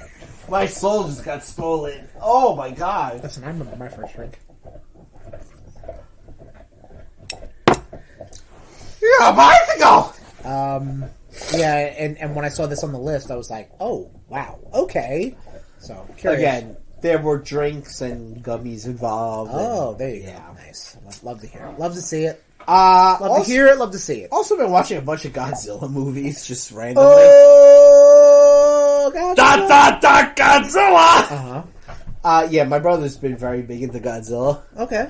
So I'm like, I'm gonna watch some Godzilla movies with him. And Has he always been, or is it just because the new one? you know what it is? It's like, he's always been in the big monster movies. Okay. He always has been. And like this, I was just like, man, some of these movies just make no fucking sense. So was he watching he was watching Japanese ones? He was watching the old Toho and the Millennium, I think they call them. Okay, cool. And I do know the new one, Godzilla -1, they're re-releasing in Japan. In black and white. Yeah. So, like, you know, I know -1 is being well more better received, despite him being like spraying pink, shooting pink fire. Is that a controversy? Oh, people are like, oh, it's the woke culture. What the fuck, man? Yeah, Godzilla's based off woke culture. What the fuck? Yeah, we nuked Japan. That's what Godzilla is. What the fuck? Oh my god. The amount of documentaries I've seen about the 1999 Godzilla is ridiculous. The Matthew Broderick one? Yeah. That's literally the only Godzilla movie I've ever seen. Really? Really? Oh man, we may have to watch some Godzilla. They're fun. They are fun. Godzilla is in that tier of movies. This is Sherm's tiers of movies that I should like, that just don't hit. The Godzilla movies are there. James Bond movies are there. And another franchise we're going to talk about later. But are you enjoying the Godzilla movies? Yeah, you know what? They're very fun. Right. Dude, the fact that they made, like, miniature cities. That is classic. And they had a guy in a suit just destroying these people's hard work. That's some classic stuff. Like, that's some... I mean, sadly, I think we just lost the original guy that was in the Godzilla. No, we didn't know. No, we did. Okay. It came up. Okay. I can't pronounce his name, so I'm not even going to try to butcher it. Okay. Because I don't want to disrespect the man. I understand that, and I respect that. So R.I.P. Whomever you are. Exactly. Right. Because then you'll just call me racist for whiting someone's name. Nobody's saying that. Yeah, you would. Nobody's saying that. That's Chris. all in your head. Chris. What else you been up to, Tommy? Am I wrong? What else you been up to? Where's the lie, Chris? Tell me what I'm saying lies. What else is... So I've also been... I'm trying to figure out what device I should be on. I actually watched the first two. I watched the first two episodes of Percy Jackson and the Olympians. Right. Yes, they re-released. They were released recently. 2 episodes each, 40+ minutes each. You're the one that actually got me onto these books. Yes, the Percy Jackson. This is like a random thing that where Chris recommends me an actual book without pictures. Oh, because, well, the book was an independent reader book. It was easy, and it was about Greek mythology. So I'm like, that's exactly. Did I read those before Harry Potter? I think I did. Dude, yeah, I did. These movies fucking blow. Like, this series, or 2 episodes in. I will not have you besmirch the name with Alexander Daddario, okay? I'm sorry, those movies were trash. This fucking show so far is really It's good. good? Alright. It's really good. Alright. We may throw it on after we're done recording. I will not recall any of these things going on right now. I think you'll really enjoy it. I'm sure I will. I just haven't had the time. I queued it up. It was You don't 40 have the plus fucking minutes, and I'm time. like, I don't have the ADHD. Dude, it's the first have episode is ADHD. 40 plus minutes. I The have second episode is 35 attention minutes. deficit, Chris, hyperactive disorder. stop being a bitch. I'm literally expressing to you that I have a disability. Oh, shut up. It's a fucking made up thing. I have it too. Oh. Wow. Okay. You fucking bitch. Tom's a medical professional, and he can just call when things are fucking made up and bullshit. Like all doctors do. But I'm glad you liked it. I really fucking do. But no Alexander Daddario. Have you watched it?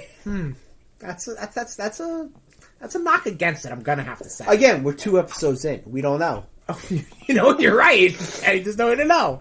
I was so hyped for these movies. Percy's too. mom is awesome. I was this. okay. I was really hyped for these movies because like a lot of the you had Sean Bean as Zeus, and you had Ray. Oh, fuck, I forget the Ray guy's Fiennes. name. Not Ray Fiennes. You had the guy. He was Mr. French from The Departed. He was the dude, the bad guy from Black Widow. Ray. I forget the guy. I forget his fucking name. But like he's a character actor. He's good. He was going to be Ares. Like Pierce Brosnan was the Centaur. It was like, wow, this cast fucking rules. Chiron, you mean? Is it Chiron? I didn't want to commit to a pronunciation. Dude from Black Widow? Yeah, the bad guy. The guy who was in charge of the Black Widow program. Ray Winstone? Winstone. Chris, I'm telling you, this fucking movie is believe really it. It's not good. a movie, it's a TV series. show. Yeah. Dude, the fact that they could do more now because it's a TV show and not a 2.5 like a 2-hour movie, Right. is really fucking good, man. Okay. A couple of things I've been up to just randomly, like because it's the Christmas season and these particular movies came out You around. missed this. Yes. Distracting. These particular movies came out around Christmas. I watched the Lord of the Rings trilogy and the Hobbit trilogy. Really? Okay. Oh, I got the extended editions on I've got an on extended Blu-ray. edition right now. I'm All going right, to completely... I know you've never. I know you've never seen the movies. Nor you give a shit. No. Well, yeah, the second part, yes. The first part, I did. I saw the extended editions of the Lord of the Rings trilogy 1, 2, and 3. And I don't know. I'm just like, you know what? I don't. I still stand by saying that The Hobbit should not be 3. Oh, movies. I know people because it was a fucking like kids short story. It was this big. Yeah, I bet it was. And I finished it in one sitting. I bet you did. I'm not gonna sell that. Okay. You fuck. Well, it's out there. Yeah, I don't know. I don't know what it was about the Lord of the Rings. If it was a matter of the fact that like I didn't. I don't know. Like I didn't. I wasn't. I was completely just uninterested in it. I think your issue with Lord of the Rings was it was kind of forced on you. No, It was a little bit. Yes, but it just wasn't. I just wasn't like interested. If I was like, "Yo, do you want to watch Lord of the Rings?" and you were like, I'd "No," probably still say no. no, can I finish? Okay, yeah. And then if you messaged me and you were like, "Yeah, I watched Lord of the Rings on my own," you know what I mean? Like if you watched it at your own pace, right? I think you would have been able to appreciate it more. Okay. Maybe not. I think it's just I think it's just like I don't care. You know what I mean? Like and that has nothing to do with the J.R.R. Tolkien. You know, but it's just like I just don't care. You know. I also Sorry, but continue with. So you enjoy the trilogies? Sorry, dude. I watch them every year. Right. Nice. That and Star Wars. I watch about Star Wars. Star Wars. Gotta love some Star Wars. I haven't actually done a Star Wars rewatch in maybe 2 years. Save that. Why? We may have to go to the movies for this year. Why? Because I think is this the anniversary of New Hope? I don't know, Tom. What's the math about that? I don't know. I gotta look. When you talk, I'll look. Well, we did have RudeBoyz go to the movies for New Hope. That is without a goddamn. Well, that was a Rude Fuckboys. Okay, it could be both. They're bums. No, those are big Star Wars fans, and we watched the movie with them. Well, you weren't really there for it. That one I was. You keep combining two different situations. When I was drunk off my ass, and we did the Survivor Series thing. Same thing. I know, same location. I understand. I'm confused. But I'm glad you enjoyed your rewatches of those movies. I'm being honest. I also watched the first Chronicles of Narnia. I thought you said Chronicles of Riddick. No. No. Fuck Vin Diesel. Wait, why fuck Vin Diesel? Apparently he was brought up with sexual charges. Oh, yes, he was. Yeah, fuck Vin Diesel. You're right. I'm sorry. Oh, yeah. But, I mean, how many Chronicles of Narnia books were there? There were like 7. There's 7, but 3 movies. Only 3 movies, right? So clearly... These are actually... Clearly, you know what didn't happen? That didn't happen. I know. Well, the first one made that money. It's almost like, why wouldn't you want to just do the art? No, because of... Which is funny because fucking C.S. Lewis and J.R. Tolkien were really good friends. Okay. Like, you know who doesn't give a shit? Hollywood, baby. I know. The first one. 2024, eat the rich. The first one was very good. Right. There was a lion, there was a witch, there was a wardrobe. Liam Neeson voiced Aslan. So. I have no idea. That's the lion, right? Yeah. Is the lion God? Is it Jesus allegories? Yeah, essentially. C.S. Lewis was in very heavily... He was a churchy boy? Yeah. We're good. Which is weird because him and J.R. Tolkien were, like, best friends. Is Tolkien like an atheist? Or I mean, Tolkien is very... Like, if you look at, like, The Lord of the Rings, like, it does have very, like, God-like... and Jesus-like things. Okay.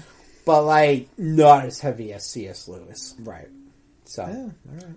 Apparently also Dr. Seuss was in their Paratrooper. Fucking woke bullshit, I tell you that much. Wow. Fucking woke America coming out with all these lions and witches and wardrobes. So fucking good. And the fact that they were able to keep the 3, like the 3 actors...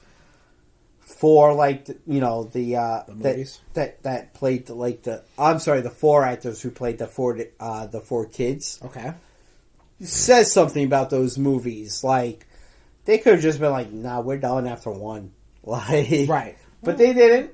That's good. So bully on them. Hell yeah. So bully on them. Okay. So Chris. Yeah. Huh? What have you been up to? There it is. I was waiting for you to shut up, you fucking idiot. End of the year, Rudy's season, everybody. I know, time to fucking fall asleep while Chris talks a lot. Was I asleep during everything you said? No, I was engaged, and I was trying to combat you. I was also trying to get my shit in, talking about Alexander Daddario, but... You need to calm down. I don't think I do. I think I'm plenty calm. You do. I think I'm plenty calm. So that means I could be on... Don't censor me. How about? I could be on Instagram and TikTok and all that shit. You want to do, okay, but cool. as long as you feel engaged and you I don't know, continue the conversation as a good co-host would. Yeah, shut up. Okay, cool. Anyway, end of the year, everybody. Rudy's are right around the corner. I have to burp. Metroid Prime Remastered. I started How is this? Last episode. It is really good. It looks amazing. It looks like a game that would have came out recently. Okay. And not 2002, I think the GameCube game originally came out. It does still kind of play like a early 2000s game where like the bosses really just suck and they're cheap. Okay. But the game originally was on the GameCube, so like the control scheme had to kind of be, it wasn't like a dual stick shooter, like a Halo or anything post Halo. You had to there was like a lock-on system which worked for the Metroid style, but now with this remastered, you have a little bit more freedom. They give you both. They give you both control schemes you can kind of fuck around with, and I really did enjoy it. This has been the year of remakes and remasters from this game and Super Mario RPG, and from RudeBoyz be streaming Resident Evil 4. And Dead Space as well, which I will not get to this year. We still got to finish fucking Resident Evil. I feel like I'm gonna try to bang through it next week. I'm gonna be honest. I want to get it done before the. But calendar I'm not year. there. I know, but I want to get it done before the end of the calendar year. Happening. I want to. Just to be like, I did that. I beat a game this year. Chris, let me put it this way. Go ahead. How tired are you when you get home from work? I'm tired, but I'll Alright, play shut a the video fuck up. game. It ain't happening. All right. Metroid Metroid Prime Remastered is a lot of fun. And I remember it was just like a shadow drop, which was cool. Like, I know you were kind of like, yo, you need to play this. You really do. If you haven't played a Metroid Prime game, like, fully or thoroughly, you should check it out. Yeah, we're recording. Okay, oh, good. Jesus Christ, imagine. It's happened before! For the holiday season. For the holiday season, so whoop-de-doo! And dickory dock, and don't forget to suck on my cock. I got a new Xbox. Okay, you need to commit to that. The joke was there. I got an Xbox Series X. Well, thanks for choking on it. I got an Xbox Series X. Says a lot for you. All right, I got an Xbox Series X. Tiny. Because the prices have been, it was like $350 or something like that, which is pretty dope. Must be nice. Yeah. I mean, listen, I parlayed it to a family Christmas gift, so I bought it myself and said, hey, do you want this to be part of my gift? Cool, great. So where's that family gift living? Oh, it's mine. It's my gift. Oh, okay. It's not a gift for the family. It was a gift the family got me that I bought myself. That's the difference. Gotcha. And with that, unlocks a lot of more modern games I can get on Xbox Game Pass, which is a tremendous service that everybody should be... we could fuck around with Game Pass after recording. We definitely could. One of the games is Hi-Fi Rush. Hi-Fi Rush was another shadow drop that came out after an Xbox State of Play, whatever the fuck they do, I don't know. But it is a rhythm-based character action game. And by rhythm-based, I kind of mean... Tom, I forget. Did you play Crypt of the Necro? Did you play Cadence of Hyrule? The Zelda? Nope, that's nope. I answered that. Does it involve top-down Zelda? It does, actually. Then, does it involve top-down Zelda that you tried to force upon me? No, never. I Okay, never tried to no. force... Okay. Oh, really? I never tried to force... I never forced any Zelda on you. Bullshit. I just tell you that they're good, and then you say differently. What was the one that you tried to get me and my brother? Oh, I did try to force. You tried. You're right. You forced that so hard, and then me and my brother just kept throwing you. But that was hilarious. You that was hilarious. Yeah, that's right. Of all the it was just like, nope, this ain't happening. Of all the games I've pushed, I pushed Triforce Heroes. Seriously. Read your room. Hi-Fi Rush is like I said, a rhythm-based action, character action game. So it's like a Devil May Cry, a combo-based action sort of shit. But the music has always got a beat to it. So when you hit the X button, it always hits the beat. Y is a double beat. And I put this shit down to easy, so I don't have to fuck around with that. But it is fuck around and find out. But it is very flashy, which I like. It is very colorful. The graphics to it, it's really like they just made an anime music video game. Like, it looks so fucking nice. I'm not saying like the graphic looks like, oh my god, the graphics was great, but it's like the art style they picked was very good, and it's kind of funny too, which is very engaging. Like the character, your character his name is Chai, and he's kind of like a dork. He's a loser. So his name is T? Well, yes. I think a lot of because there's a character named Peppermint, there's a character named, like, I think they're all kind of, there's a theme going on. Like how all Saiyans are named after vegetables. Like, there's a theme going on. So this guy's name is Chai, and there's this one bit, like, between the first and second stages where he, like, falls down. It's like a big construction area. He falls down, and he says something. He was like, oh, it's like, no, I found a shortcut. We're good. You know, like that. It happens again, and he says something along the lines of, like, man, there's a lot of shortcuts here. Like, it's very, like, lighthearted. Cute. It's very cute. Yes. Cute. And I did enjoy the dialogue. It was very funny. It didn't kind of, like, wear on me. It wasn't, like, supposed to be funny, but it was just, like, very true to the personality of the characters, which I liked. Little DMX. Okay, fine. I just wanted to see if I had to fucking reprimand them. But Hi-Fi Rush was a lot of fun. If it's on Game Pass, so everybody check it out. If you have Game Pass, check that. Okay, shit out. What else have I been up to? Dredge, The Pale Reach. So this was a RudeBoyz game club for Rudetober. You're a lot better at Dredge than I am. Dredge, The Pale Reach was the DLC that came out recently. It opens up a area that's kind of like a Arctic. What do you need? What? The buttons? Yeah. Why? Cause. Oh, God. Are you just going to undermine what the things I say? Because if I remember correctly, Tom, I didn't undermine the things you said. Would I ever do that? Yes, you did. You did that recently. You did that during the song. Just give me the fucking buttons. And Dredge the Pale Reach. It's more Dredge. You know, like it's more go here, do this thing. You know, catch these fish, use this for that puzzle. You end up getting a item that gives you instant teleport. I know, Tom, if you remember, there's an item that teleports you back to a specific spot. That's like one of the first few things you can get. You didn't even get that, dude. You know how much drinking I've done when I fucking play this game. Like a salty seaman, if you will, my laddie. You know, it's an item that would definitely have been better used earlier in the game if I wasn't like... Anyway, he spanked the dog. He's not little DMX.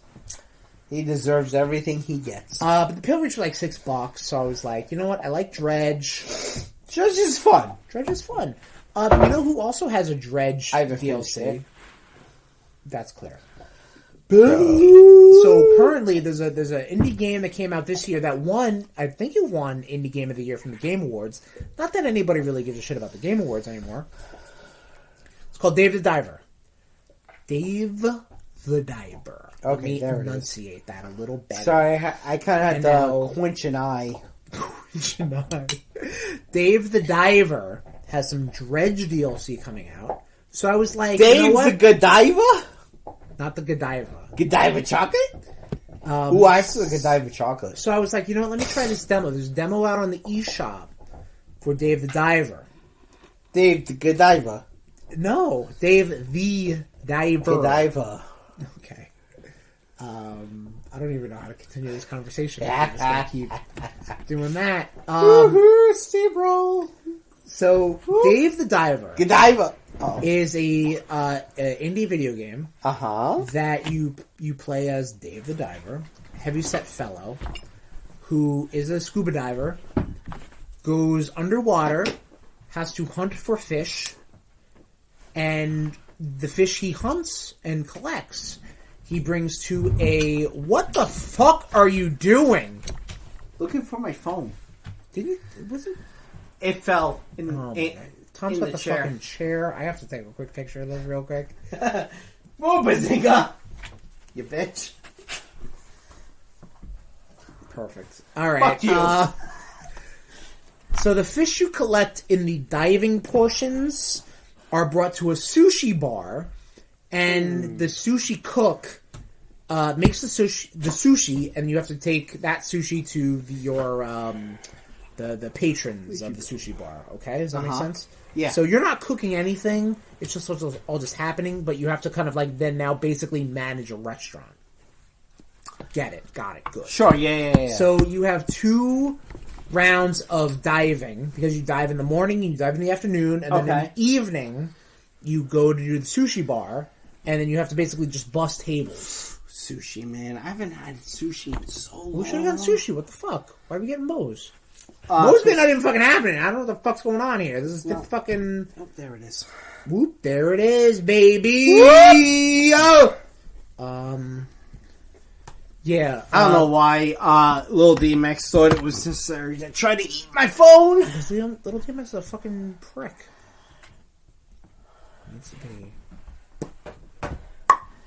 Fucking put him down! Hey, Lil DMX, move your ass. So, Dave the Diver, gameplay-wise, was fun, but once the demo ended, I was like, it didn't... I'm good. It didn't hook me, you know? Yeah, sure. And like, it didn't hook me in the sense of, like, a SteamWorld Dig, or a Dead Cells, or a Hades, you know what I mean? Like, it wasn't enough for me to be like, oh, I'll plunk down the $15 or whatever it is to get the full game. You know, it just wasn't enough. It wasn't. I didn't think that or Dredge even. Like the demo for Dredge really sold me on the game. The demo for Cult of the Lamb sold me on Cult of the Lamb. This did not sell me on. Still haven't played that fully. It's cute. I did buy it physically. I have to kind of like get back into it, but like the demo sold me. You okay? This demo did not sell me. Right. And I hate to say it, but that's what the dealio is, you know. What the fuck else have I been playing? Oh, speaking of the SteamWorld games, so I had a couple bevies, and on Game Pass, Chris bought something. And on Game Pass, you have SteamWorld Build. SteamWorld Build is the It's like newest... SimCity? Yes, it is actually. Oh shit! Yeah. I was just being an asshole. No, it's a lot. It's like a SimCity plus plus a tower defense sort of game set in the SteamWorld universe, which is always a lot of fun. But man, oh man, I just could not deal with the like they go all in their genre games, I should say, image and form.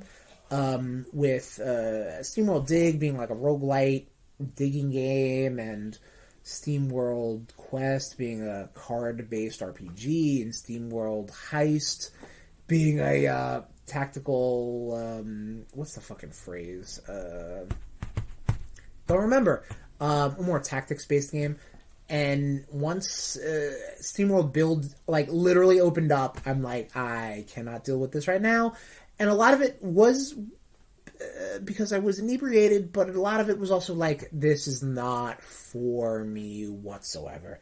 And if it's for you, though, RudeNation, then I'm very glad for you, and I'm very happy for you, but this was not for me. But what was for me was another game on Game Pass that came out this year, because again, I'm trying to play games that came out in 2023 to give them kind of like a fair shake, or maybe one of my favorite games of the year.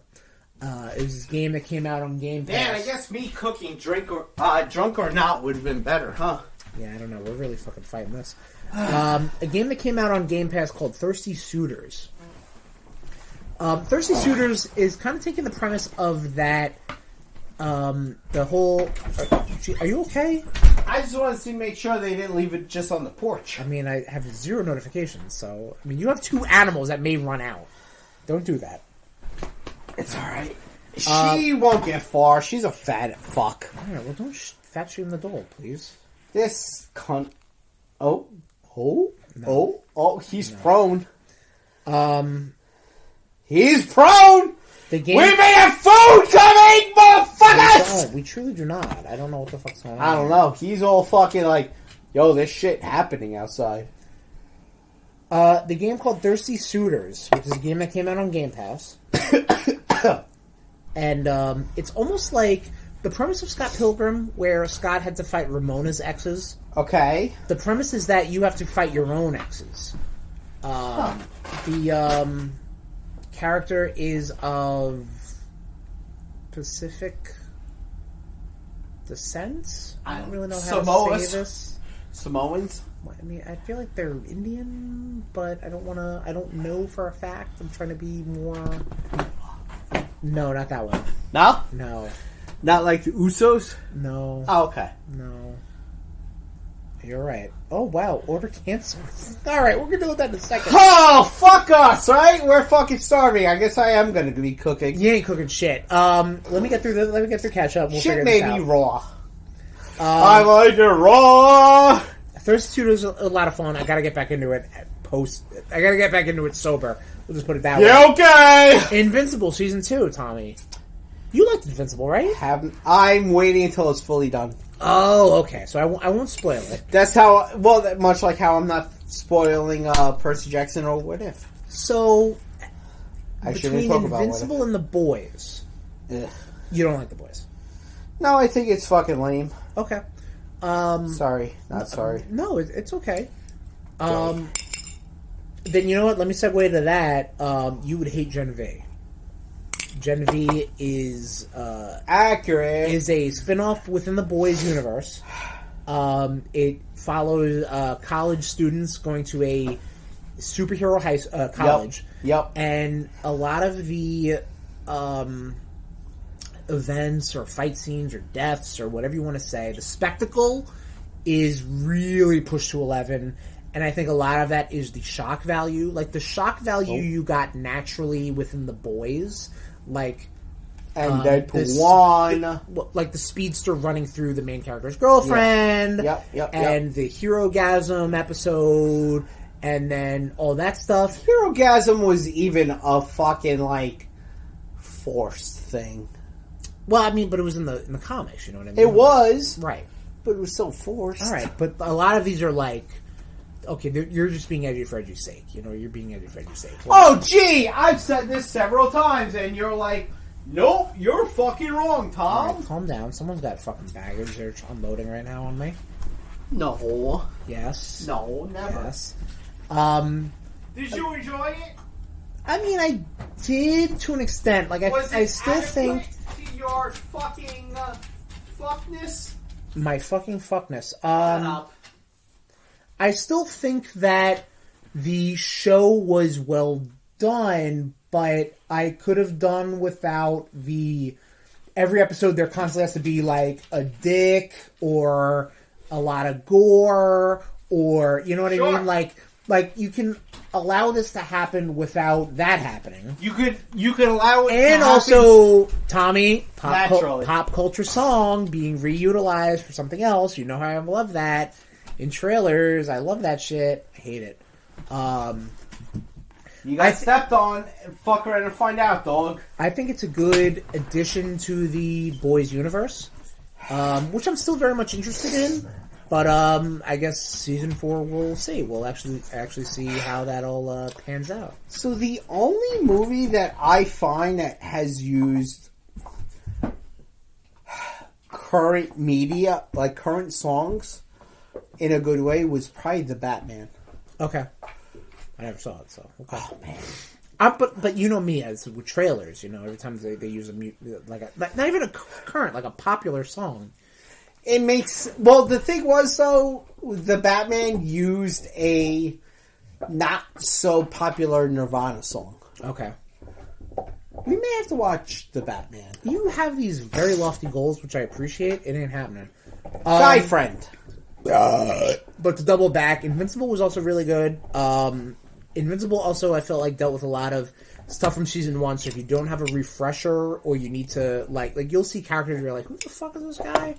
Like, a lot of it deals with the main character of Invincible, whose name right now I cannot remember. Mark, thank you.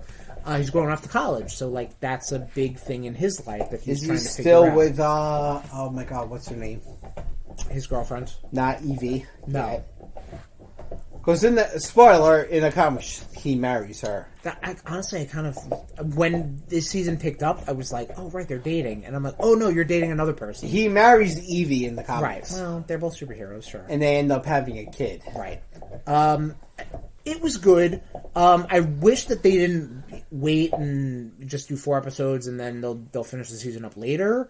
But what are you gonna do? Money! Jeff Bezos needs the money!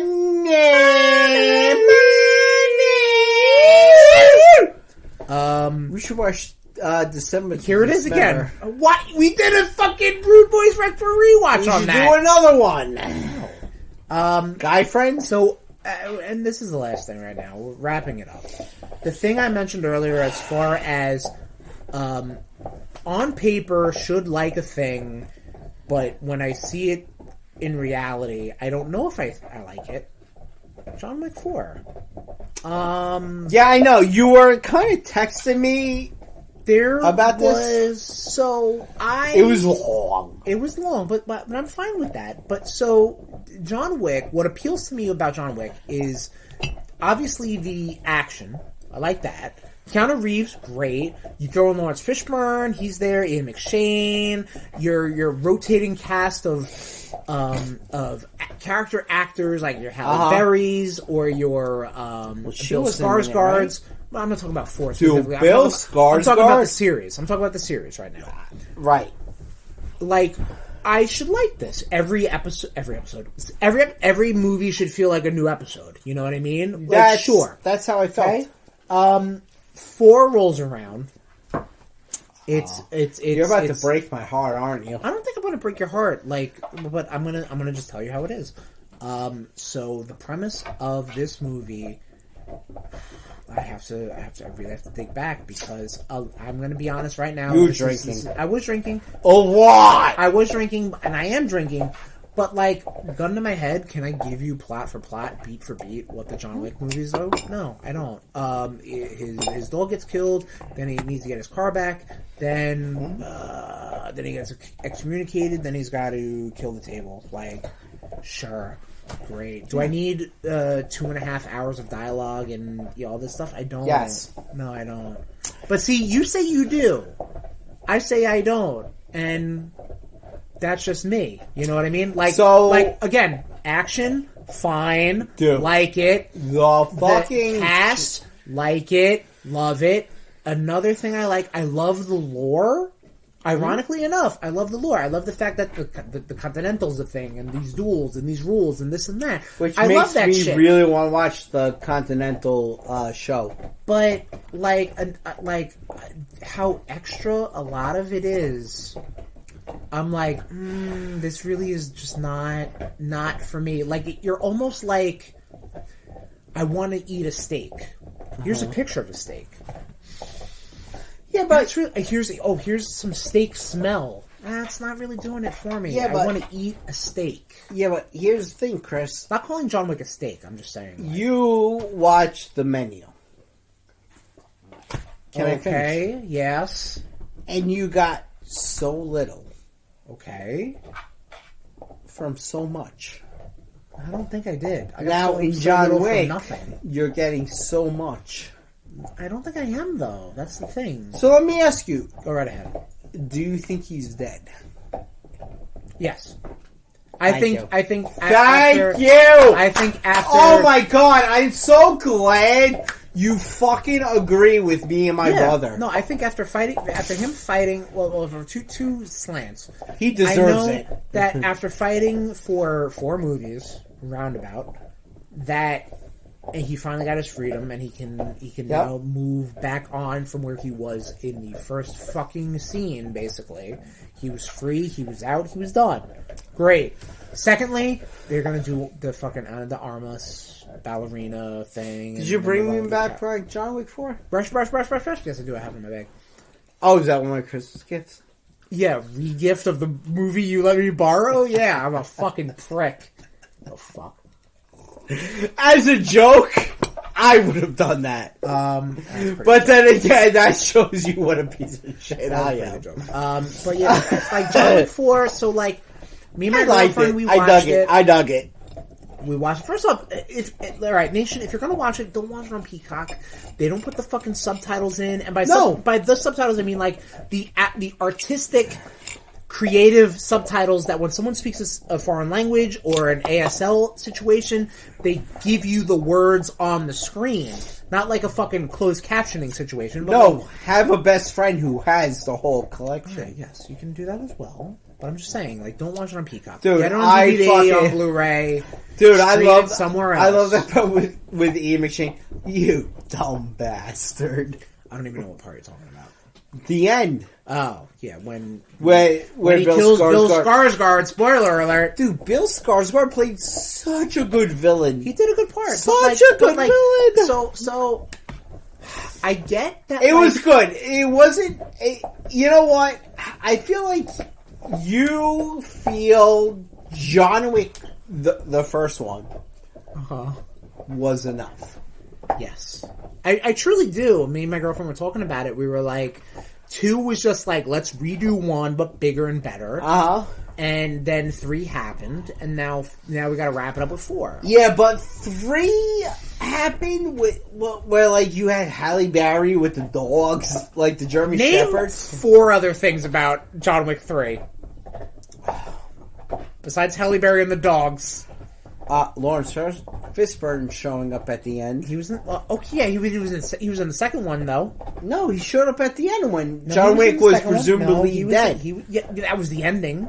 Yes, but he was introduced in the second movie. No, but I know, like... Okay. Alright, so that's 1. Name 3 more other things. Look, John Wick's a great series. Okay. I think a lot of people like John Wick as an idea. I don't think people like John Wick as a... No, I disagree. Okay. You're wrong. I don't think people are like, man, this lore of John Wick is like, I don't know about that. The Adjudicator from 3? Are you out of your mind? You know what I love about fucking my action movies when I'm gonna be people come in and fucking like an IRS agent come in and fucking let me check your books. I'm gonna be dragging you to the 4th one. That was the dog. We just saw the 4th one. Ballerina, I mean. Oh, this dog farted. I need to fucking end it because I have to piss and I need to fucking air this room out. Right? Piss! And that has always been up. We gotta figure out food. And that has always been up for. I could try to cook. With Blitzkrieg News. Tommy, what is the topic at hand for tonight's episode of the RudeBoyz Power Hour Plus? Wrestling movies. Oh, yeah, brother. Oh, that's what we were going to do tonight. We're going to watch No Holds Barred. Yeah. Record that. Do you have that available? Oh, I do. Do you know how to access that through the... Tom's shaking his head yes. Okay. We got 2 brain cells between us. All right, fair. All right, so... Arigato, Mr. Magato! I don't know what that means. We just saw Iron Claw, which is the newest wrestling movie out there. That by A24. By A24, correct. American 24. Yep. I cannot wait for The Crippler to come out. That's not happening. It is. We both enjoyed this movie. Him and Kevin Sullivan are working together. Oh, well, actually, what does Kevin Sullivan have to win? Nothing. Exactly. So why does he have to get involved? So this movie was good, but let's talk about some other wrestling movies, Tom. We just referenced it. No Holds Barred. Are we talking wrestling movies? Not movies with wrestlers. We're going to draw the line at just random ass movies with wrestlers. So no, They Live. No. Suburban Commando. Santa with Muscles.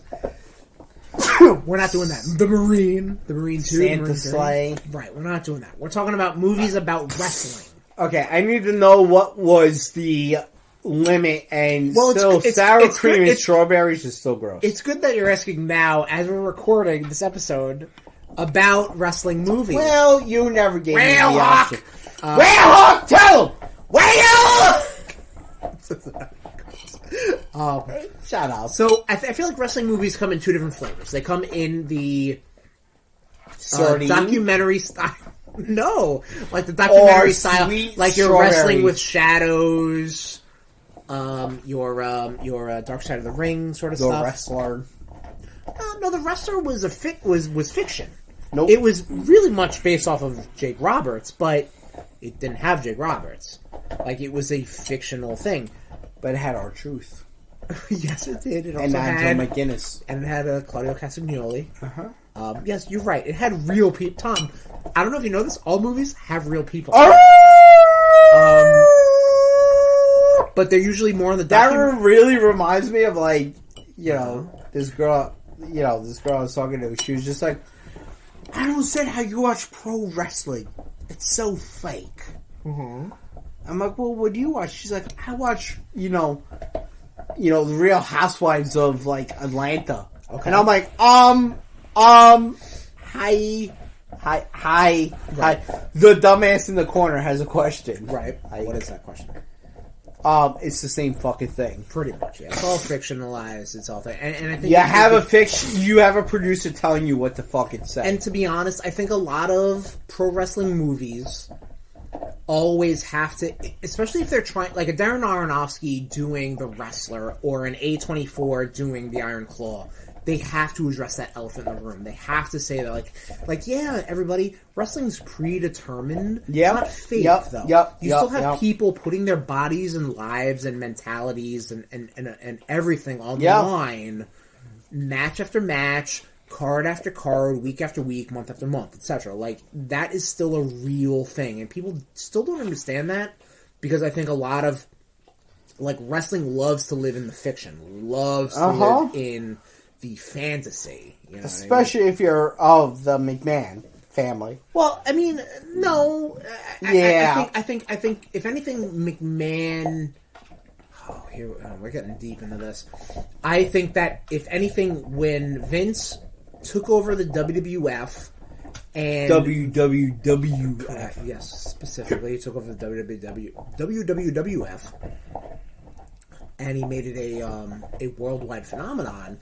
Yes, you're right. You have to kind of be open the curtain up and be like, yeah, this shit's fake. But I mean, they're still hitting each other with fucking. That guy still went through a table. He still fell off an 8-foot ladder. Like, you can't fake. How do you practice off falling off the ladder? Shut up, Jim Ross, you fucking crippled bastard. Okay, I don't think he's crippled. Yeah, he's close enough. But wrestling has a long way to go with being, and I hate to say it, especially as a wrestling fan, a respected medium. But this comes from video games also. We just talked about the Game Awards, where Jeff Keighley is like, oh, Hollywood, wank, wank, wank, wank, wank. Because everybody loves that medium. Even books have a hard time living up to Hollywood. Video games have a hard time living up to Hollywood. Wrestling has a hard time living up to Hollywood. Stage, Broadway, everything, television has a hard time looking up to Hollywood. You look at a game like Saint Row. Okay. Which, they put some wrestling shit in there. Yes, they do. And wrestling... It's so, over the top. But it works. It does, but to the point where does it make pro wrestling respectful? See, that's the thing, because video games and wrestling, they're shoulder to shoulder. They can goof around with each other and everything is fine. Versus Hollywood, which will be which would be oh no, the wrestler, oh no, poo-poo, absolutely not. But I feel like A24 really leans into shit. Yeah, you're not wrong. I will. X, Proof and Point. Oh yes, the movie X. Pearl. Yes. Proof and honestly, anything A24 puts out. A24 has put out some bangers, They have. But this is, for your boys, I would feel is probably one of the better bangers. Yeah, so let's talk about some wrestling movies. So right now I just pulled up a Vulture article from 2023. Wow, December 22nd, 2023. This came out yesterday. 10 Wait. When did it come out? December 22nd, 2023? Okay. Oh, 2 days ago. I'm sorry. I thought you said December 22nd, 2022. Sorry. 2023. Well, again, you've gotten your dates fucked up. This is true. Yes, and let's all kick the king down Oh, really? 10 essential Really, pro you bitch? wrestling movies. Number 10. Continue. Night in the City. Never heard of it. Moving on. Number 9. Paradise Alley. Paradise Alley. I looked into this. This was a Sylvester Stallone movie. Oh. This was 2 movies after Rocky came out. Okay. So his star is shooting up on the rise. I think he's. It's not him, but he has a friend who needs to make a buck. So they were like, "What about professional wrestling?" Because again, at the time, late 70s, early 80s, shit's still real. Air quotes, air quotes. But again, the fact that this is number 9 on the list shows you how long this medium has to come. 81, All the Marbles, never heard of it. 89, No Holds Barred. We're gonna do a RudeBoyz Go to the Movies of this right after this motherfucking recording. Hopefully. Once we get some fucking food in this fucking house. If it ever happens. We'll be doing that. It stars Or Hulk Hogan, it stars Tiny Lister. Zeus! It dovetails R.I.P. nicely into... Tiny Lister. Oh, Tiny shit. Lister passed away, yes. This dovetails Last year. nicely into SummerSlam of, I guess, 1990? Yeah. I guess. That's why I was trying to do it for the summer, but you're like, yeah, let's do it for the Foul fucking King, winter. don't know what that is. Ready to Rumble 2000. This is a WCW times fucking cross-eyed finishing his drink. Ready to Rumble, David Arquette. This is WCW vehicle with who's the man Oliver who becomes what? Oliver Platt. Yes, you're right. Thank you. Who is the king? The Jimmy King. Jimmy's in it. John Cena's in it too. He's like in a background player. Is he? Yeah, he's like in the weight room. Of course, John Cena would be in the weight room. Gotta work out those traps, brother. But this ironically led to David Arquette literally being the World Championship Wrestling world champion because of the synergy, brother. That this Anyone who supports David Arquette being then or now, anytime okay, being world heavyweight champion, you're a fucking cunt and a twat, and you should fucking just go away. all right. Well, I mean, it did. Well, I mean, WCW is still dead and buried, so who cares?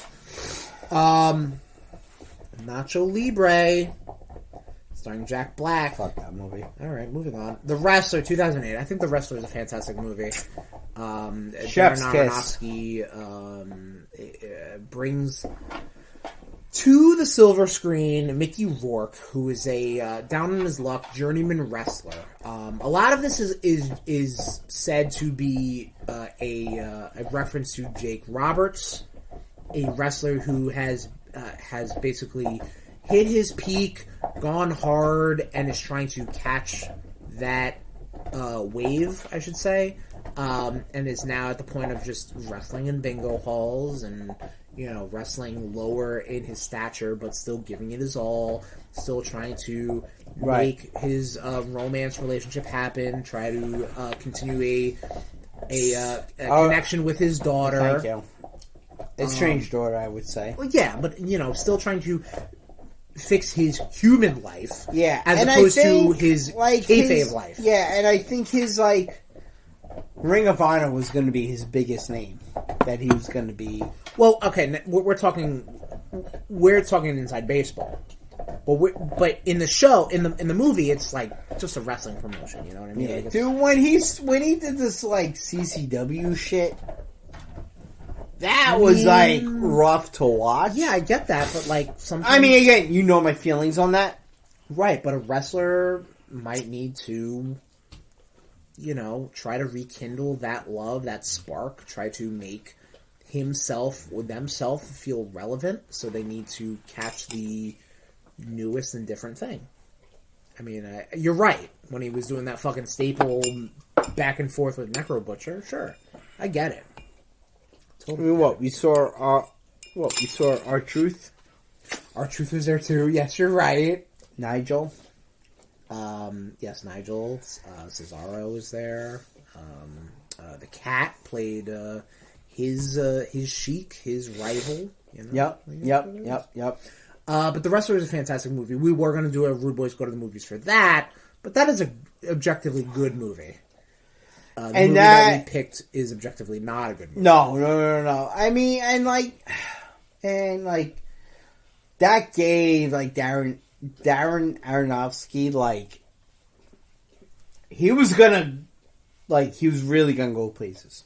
Yeah, this was after Black Swan, I think. Right, but he was actually he was also placed to be, like, he was gonna do the Wolverine. Yeah, you're right. But, and then it came out that he was such an asshole to work with. Like, he seems a little pretentious, I'm not gonna lie. And, like, Hugh Jackman would not deal with that shit. He did, with the fountain. That was Aronofsky. No, but, like, let me put it this way. You got the fountain, and then you got the character Wolverine. Fair, okay. Let's put it this way. Like, I'm sure Hugh Jackman let him be like, okay, fine, whatever. Right. Like, and then it was like, oh yeah, this is what I will do with Wolverine. And Hugh Jackman was just like, nah. Right. Nah. We're not doing that shit at all. Like, no, Wolverine is something that Wolverine was a huge name before the Bryan Singer movie. We got you involved with Wolverine right now. Okay. And, shut up. But, like, and then the, Wolverine solo movies came out, and, he was just, Hugh Jackman was just like, you're not ruining my legacy. Right. At all. Okay. I already dealt with that with Wolverine Origins. So Darren Aronofsky did The Wrestler. The Wrestler was a good movie. The Wrestler, I think at that point, I think was up for best picture of the year. Did not win. There's a lot of synergy with Mickey Rourke going to WrestleMania 25, fighting Chris Jericho. Didn't happen. Blah blah blah blah blah. I think it was up against good movie. I think it was against La La Land. I don't think so, but that was a good. No, we didn't know, Tom. But that was a good movie. You know what? Another movie I want to talk about that was also a wrestling related movie. Fighting with My Family. Really fucking. So I watched this. I don't think it was that good. You know what? Anything with Florence Pugh, I'm behind. No, I thought she was good in this. Don't get me wrong. I honestly thought Nick Frost and Lena Headey were fucking leagues above everybody else. Yeah. Well, I mean, again, honestly, if Vince Vaughn got snapped out of existence and I never knew who Vince Vaughn was, my life would have been better. I'm over Vince Vaughn. I'm just over him. I just don't like Vince Vaughn. Interesting. What do you mean? Why? I've said that. I feel like you never have. I've said that in the past. Have you thought that? And you have just destroyed me on it. Destroyed you on it? No, I don't think that's true. Really? I don't. You've never destroyed me on anything. Well, I don't think that specifically. You okay? Right. Well, listen, I don't think Vince Vaughn is great. I don't think Vince Vaughn is funny. I don't think Vince Vaughn is a leading man or attractive or can be. He's good in dodgeball. Yeah, that's about it. Jason Bateman could have been good in dodgeball. He was. You're right. Yes, he was in that. Yes, but in his role, you know what I mean. That was pretty good, Tom. I like how you. That's how you know Tom's not that drunk. That he was able to remember Jason Bateman was in a bit part in dodgeball. Bit part, dude. He was in there with the. What the fuck is a bit? What the fuck was small part? Of dodgeball. I'm drawing. How you play the fucking guy from Office Space? I don't know. I don't remember his name. It doesn't matter. He was also the voice of Harvey Birdman. Gary Cole. Yes, thank you. That was what brought me to it. Holy shit. I love fucking Birdman. But what Fighting with My Family is, it's a movie about Paige's story. Paige Soraya, Brittany Knight, whomever you want to call her. Her story coming into WWE. I don't like how, and again, as a wrestling fan who watched wrestling, who remembered her debut in WWE after WrestleMania 30, I remember all of that specifically. To then have it almost like dumbed down to me and told to me how it happened, but I get it, because that's a more broader story, a more broad story. Like, you don't want to take this, like, very intricate story and show everybody. You want to soften it up. You want to be like, oh no, her family, she was a goth girl. Everybody hated her. Like, that's it. Blah, blah, blah. Which could be true or not, but it was like, I know that's not true. Like, as a wrestling fan, as a WWE fan, I'm like, I know that's not true. I know that didn't happen. And I know Paige was very much, like, well-received.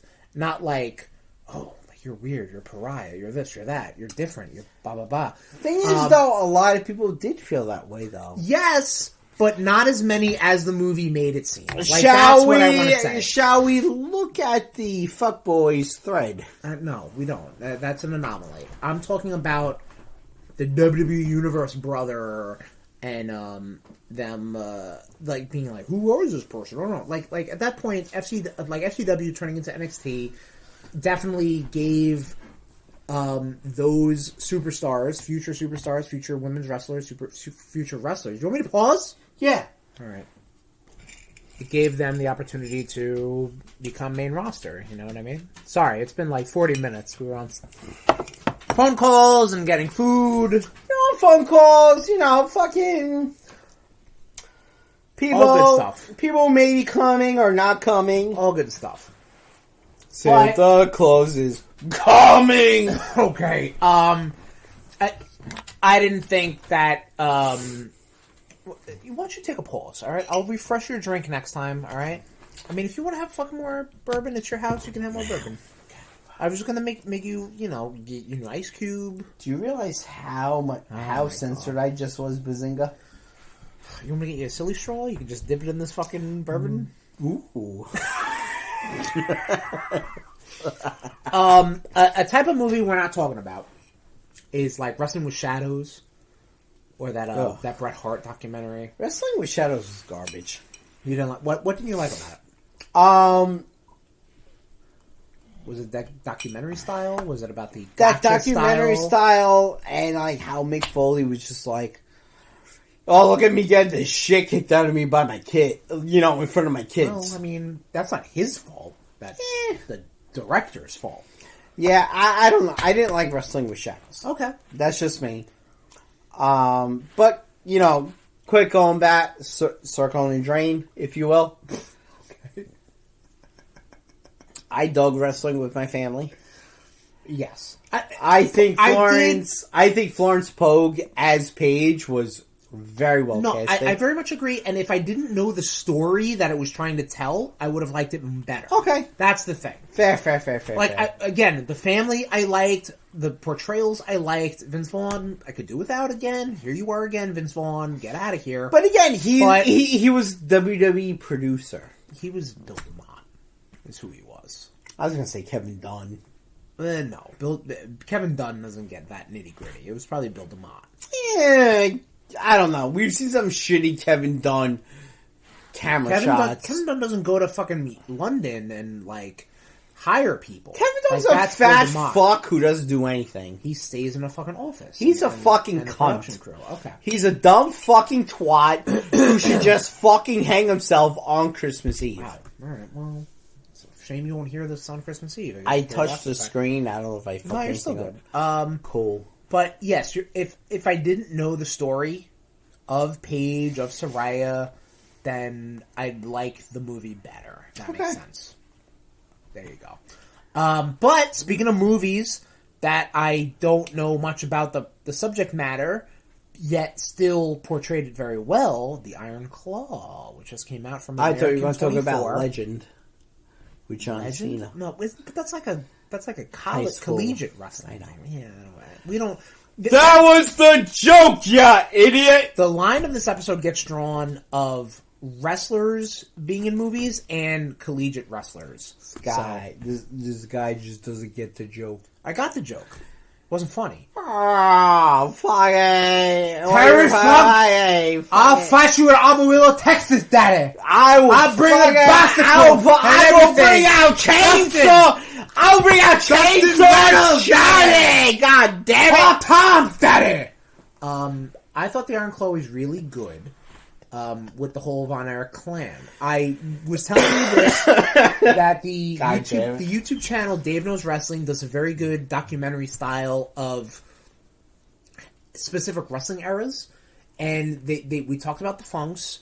He did a thing about the Funks. He did a thing about the Von Erichs. And I'm completely blind about that portion of wrestling history, especially with the NWA. I think the NWA back in the day was such an interesting idea that all these territories had their own top guys, but there was a champion that hit all of them. It's very anime-ish when you think about it, you know? It's almost like one guy is just a... I gotta get my badge from this guy.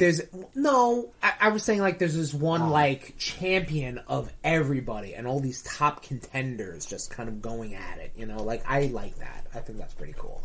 And World Class Championship Wrestling down in Texas with the Von Erichs is a big part of that, because, as the documentary has explained to me, as Vince McMahon was kind of like pushing up and up and up and up with the WWF, World Class Championship Wrestling was also kind of going neck and neck with their production. Like, you know, they didn't do WrestleMania, obviously, but like they did do a lot of television and a lot of like storylines and a lot of camera cuts and a lot of interesting looking things that made them stand out of the pack of the other NWA territories.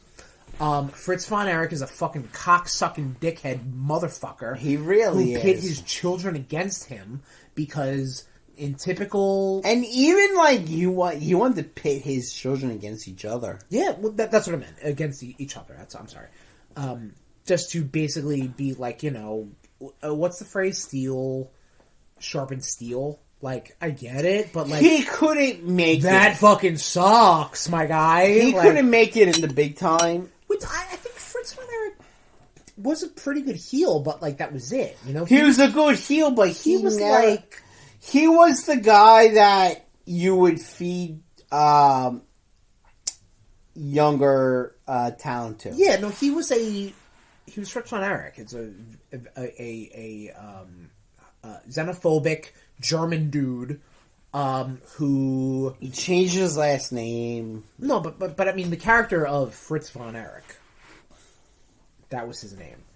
And yes, he changed his name to Von Erich, kept the name Von Erich. His children took that stage name Von Erich and used the Iron Claw, which I like. I always love the tip of the hat to the previous generation. Like, I do like that. Like, when Ted DiBiase does, like...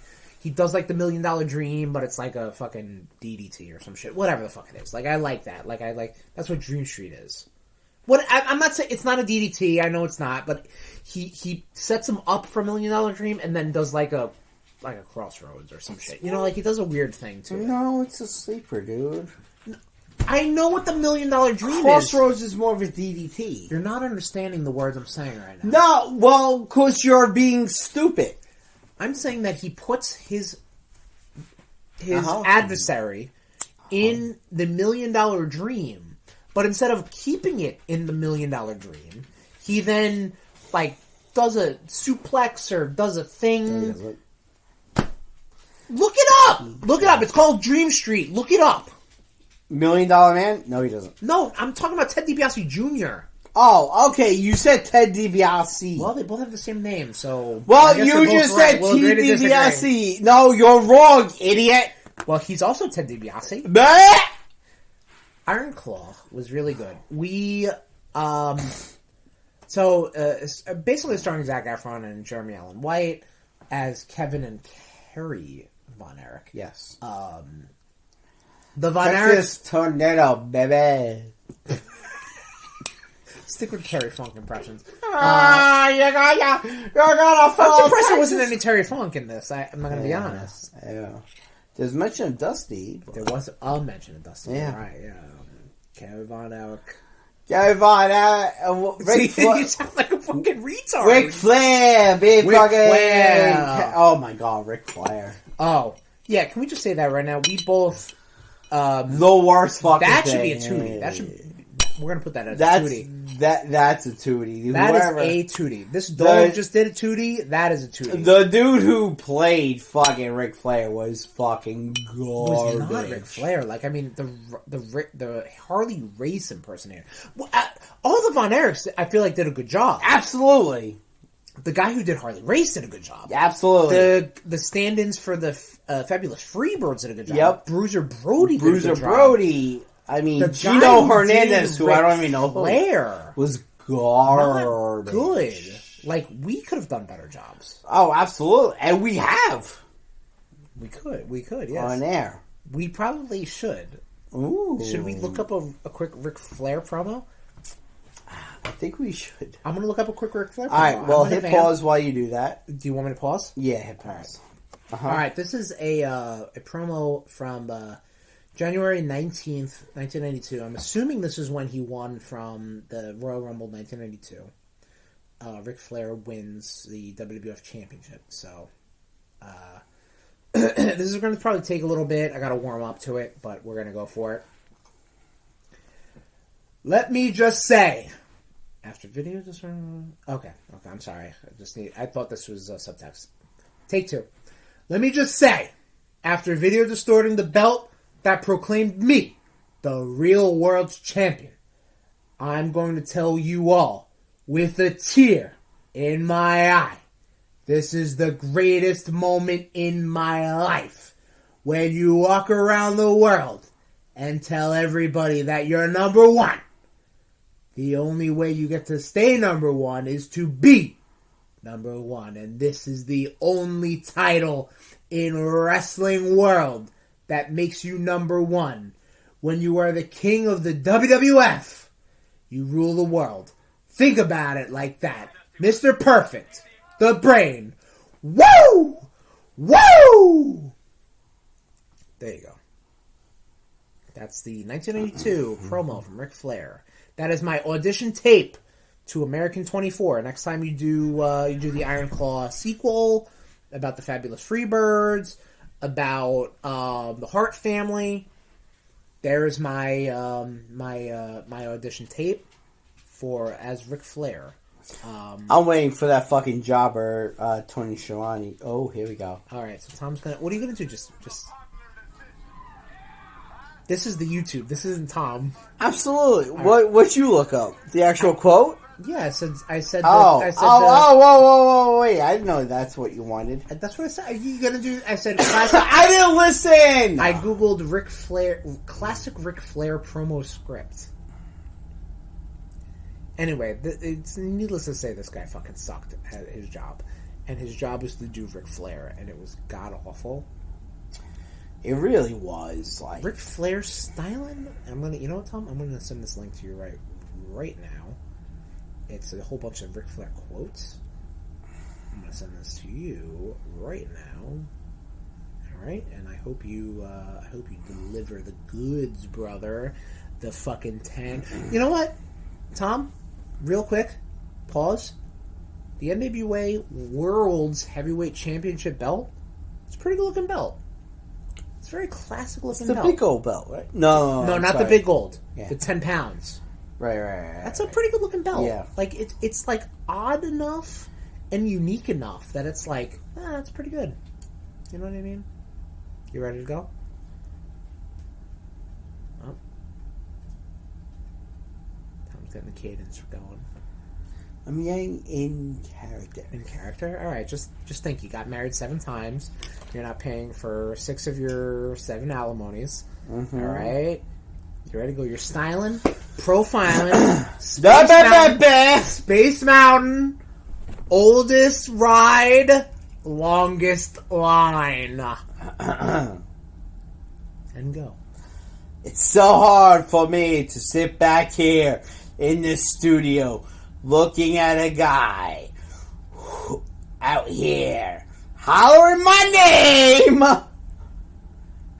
when last year I spent more money on split liquor. Woo! In bars from one side of this world that you made. Woo!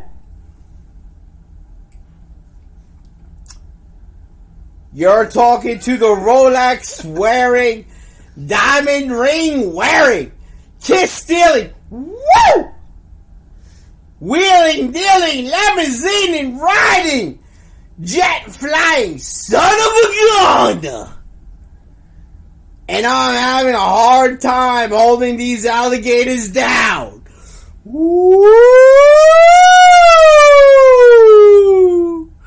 Woo!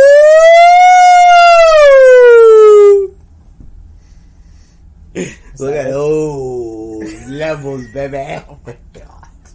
I appreciate it. Maybe the cadence wasn't there, the energy was there. Oh my god. Enjoy editing, motherfucker. Editing shit.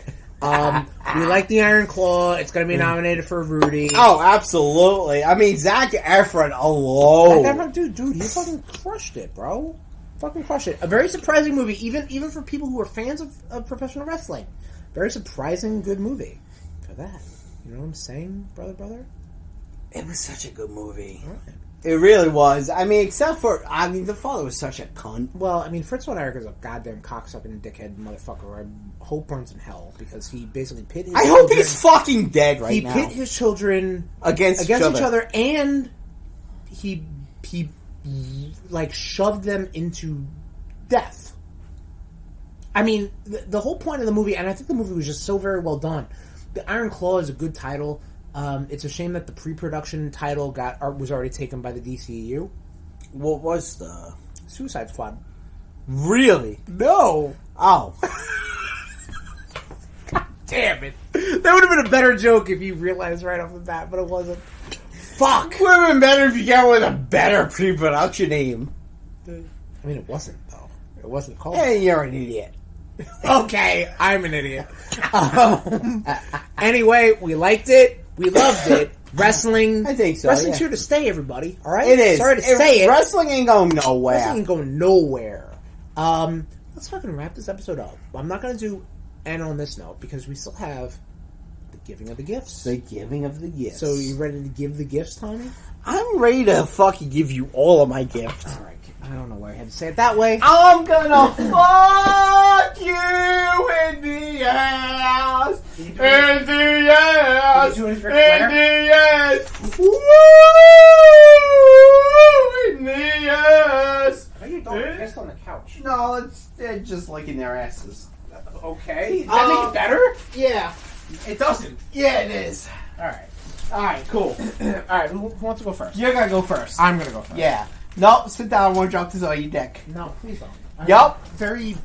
Nope. It's still very fragile. No, it's not. Yes, it is. No, it's not. Tom, have you ever been through what Have you fucked? Yeah. Then no, it's not. Okay, but that's a lot more of... Alright. So this is some great gingerbread man wrapping paper. Tom, did you give me wrapping paper that says ho ho ho because I'm the ho? You're a ho. Well, then that's exactly why I gave you the ho ho ho wrapping paper too. So that's fine. All right, so I'm opening up this pretty good wrap job. Yep. Giving of the gifts, everybody. What do I got here? I hope you like it. A lot of books. Lots of books. Nice. This is the Spider-Man, the Tom Taylor collected edition, which I specifically asked for, which is very nice. I appreciate this. Tom Taylor was the guy who did the Dark Ages, which I feel like I talked about, and I liked it. He's a good writer. Ooh, some Daredevil stuff. Ooh, a lot of Daredevil. Yeah. Ooh, is this a Zdarsky? Yup. Oh, boy. Yeah, it is. You gave me, what, the first 5 volumes? The first 5, shit. Brother. Of the Chip Zdarsky Daredevil. I'm very excited for that. I did message you. How do you feel about Daredevil? And you never got back to me. I was like, fuck it. He's getting Daredevil. I mean, I like me some Zdarsky, man. He's a good writer. I know Zdarsky did, like, what, Amazing Spider-Man? Zdarsky did Life Story. He did Spider Shadow, and apparently he did the rerun of Spectacular Spider-Man, which I never read. But I was like, we love Daredevil here, and I kind of like Zdarsky's stuff. Yeah, and so honestly, the cover of that one is actually a snap card that I use. This is good art. That's a real good art. I don't know the person who does this, but whatever. But yeah, down for that. So apparently, Volume 2. I love me some collected runs. And this is Volume 2 wasn't supposed to be until January 5th.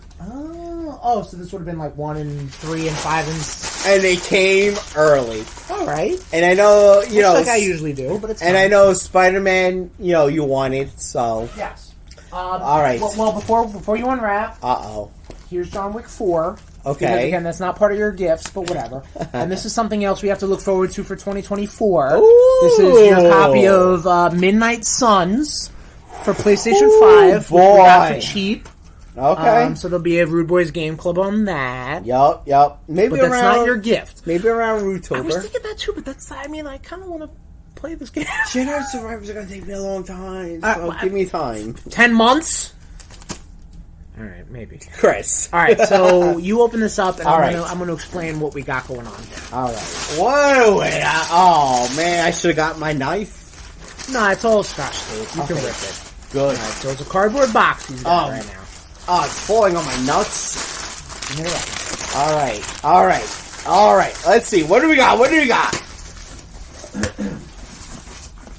We got some packing peanuts, baby! Yep, so we got 3 things wrapped up in bubble wrap. Heavy. It's heavy. Okay, Heavy. he's opening up the bubble wrap. What could this be? Well, it says... Go ahead. It says Street Fighter. Right. So what the fuck? So what you got there is Street Fighter hot sauce. What the fuck? And there's 9 bottles of this. Of different Sumo. Street Fighter hot sauces. What the But fuck? each box is 3 different fighters. So there's 3 different flavors per each. You've got 9 different flavors of hot sauce. Oh, he's ripping it open right now. Oh, yeah, no. I see, because I can see E Honda. Oh, and you're like, I'm down. Yeah. I see E Honda on one. So what's funny is I wanted to... I got Ken on another. Yes, I mean, you can see it on the box right here if you want to not rip it apart. Like on the back. Oh. It shows, and Zangief. Before you rip You it don't up want to like be an a animal. fucking complete Right, yes. animal. Yeah, so it should be the original. Well, I mean, it's not all 8? 12. Can't be 8, right? It's. I don't know. I really don't know. Maybe all but M. Bison. Let's find out. We got Ryu, Guile, and Dalzine. Okay. So that's 6. Yes. And if I had to guess, I'd guess Blanca, Chun-Li, and. It has to be a boss. So it's... Yeah, because there's 8 original World Warriors plus a 9th. Oh, we got and Bison, yep. Chun-Li, Yep. and Blanca. Yes, so it's the 8 World Warriors plus M. Bison. They're all different flavors of hot sauces with different flavors, different heats. Tom, if I may, let me run this by you real quick. You wanted to do that fucking Jean-Claude Van Damme, RudeBoyz Golden Movies. We could do a little Hot Ones situation with that Which as well. Jean-Claude Van Damme goes to the movies? The Street Fighter one, my God. Oh, yeah. Alright, well, calm down. Whoa. So we watch Street Fighter, we go to the movies, and we try these hot sauces. Alright, so... Maybe not tonight, obviously. No, but like no. Early 2024. I'll go... And I'll pick up some, like, chicken strips. Yeah, no, like, nothing crazy. We'll air fry them. Yeah. See? There you go. So that's the idea. Listen, if you want to guzzle these hot sauces, be my guest. They're your gifts. And I don't know what I'm in for. So that's why I'm neither like, do I, can dude. we do, like, a fun... Alright, so we got Blanca. Is water, pineapple... It's gonna give me the ingredients. What is it called? Is it called a thing? Can I say? Blanca's Electric Firestorm. Oh, okay. I don't think they have, like, heat ratings either. We'd have to look into putting this into actual like, heat rating, like Scoville ratings. Not. But this is interesting for you. So, yeah. You love some Street Fighter. Absolutely. You love some hot sauce. Uh-huh. You have Chun-Li's Spinning Tornado. Oh, okay. Dive into the dark allure of M. Bison's sinister inferno sauce. That sounds pretty hot. I'm not gonna lie. That sounds horrible. Yes. What else we got? We got Guile's Patriot Inferno. Perfect. Love it. Just go right. Hey! What about America? What about America? Ryu's Dragon Blaze. Dalzine's Mystic Serenity. Goodness gracious, And then we have E Honda's Sumo Spice. Okay. Ken's Flaming Strike Sauce. Okay. And Zangief's Iron Muscle Sauce. So they all sound very horrible. yeah, but like I'd have to get the actual like Scoville rating. Yeah. So we could put this in some sort of order. But come on. Nation, this is kind of what you're in for. We'll do it sooner than later. I'd imagine. Maybe we'll do it for New Year's. You know, we'll see where we're at. And then, because I don't want you to keep waiting on... No, I don't want you to say, hey, here's a gift I got you, but, like, you can only use it when I want to use it. Oh, dude, like, I will try these whenever the fuck. But these are 9 bottles of hot sauce with Street Fighter 2 themed flavors. And, thank you, brother. You're welcome. I appreciate You're that. welcome. And I appreciate That's you. awesome. And I appreciate the Rude Nation. Absolutely. And on that note, Rude Nation, thank you for joining us for this holiday special episode of the RudeBoyz Power Hour Plus. Episode 150 something. 61. What? I'm pretty sure it's one's in. No, it's gotta be like 56, 57 or something like that. Doesn't matter. 161. 161, really? Uh-huh. Wow, alright. 161, everybody. End of 2023. Moving on to 2024. No, Tommy, we're moving on to the hype train of the RudeBoyz Power Hour Plus. RudeBoyz Hype Train on the move. And next episode is going to be about what we're hyped for 2024. Get it? Got it? I can't wait. I'm hyped for a lot. Good. So that's the next episode of the RudeBoyz Power Hour Plus, but this episode is done, over, dusted, wrapped up, ripped apart. Dusty, baby! Dusty roads! Daddy. We're done. It's over. 2023 is over. Pretty good year, I'd have to say. I think so, I think so, yeah. We had a couple of bumps with, like, scheduling and Yeah, such. no, I mean, listen, life finds a way. It happens. But 2024, hype episode, next episode of the RudeBoyz Power Hour Plus. Thank you for joining us for this episode of the RudeBoyz Power Hour Plus. We're sorry about the song. We're sorry about the pacing issues of this episode. Oh, We've no, been dude. drinking. This is We've fucking been great. waiting for food. There's been dogs here. Whatever. Is the food actually coming? The food's here. Oh, yeah, it is. Oh, my Lord. But thank you for joining us for the RudeBoyz Power Hour Plus. If you want to find us on social media, we're on Facebook, we're on Instagram, we're on whatever the fuck Twitter is. Just search for RudeBoyz. X-Men. RudeBoyz. Welcome to Joy. RudeBoyz 469.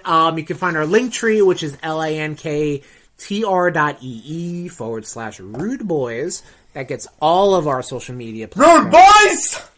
That's all our social media platforms. Like I did say to Tom, I want to try to finish up Resident Evil 4. Yeah. And I don't know if that's going to happen. We'll see. Maybe. But if it does... Maybe I'll come by on Friday. Okay, but if it does, that's on twitch.tv /RudeBoyz 469. And if you missed it... We have a Twitch. We do, but we also have YouTube. Oh, tell me about this YouTube we have, my friend. I know, this brand new YouTube. We have a YouTube, so any of our archives, any of our episodes, go onto our YouTube page. That is on youtube.com /@RudeBoyz469. Oh, boy, YouTube! That is correct. See, I didn't interrupt You did. I was very confused with what you were doing. I'm trying to turn a A leaf. new leaf for the new year? Yeah. Nice. It won't happen. Nice. Any of our episodes, though, you see us on our podcast platforms, Apple Podcasts, Google Podcasts, Stitcher, Spotify, or TuneIn, or our home away from home, the wrestling ring, the sportatorium, brother, of the World Class Championship Wrestling. Daddy. It's gonna be at wooboys.podbean.com. Oh, Brick DDT Jesus! The dogs did not Jesus!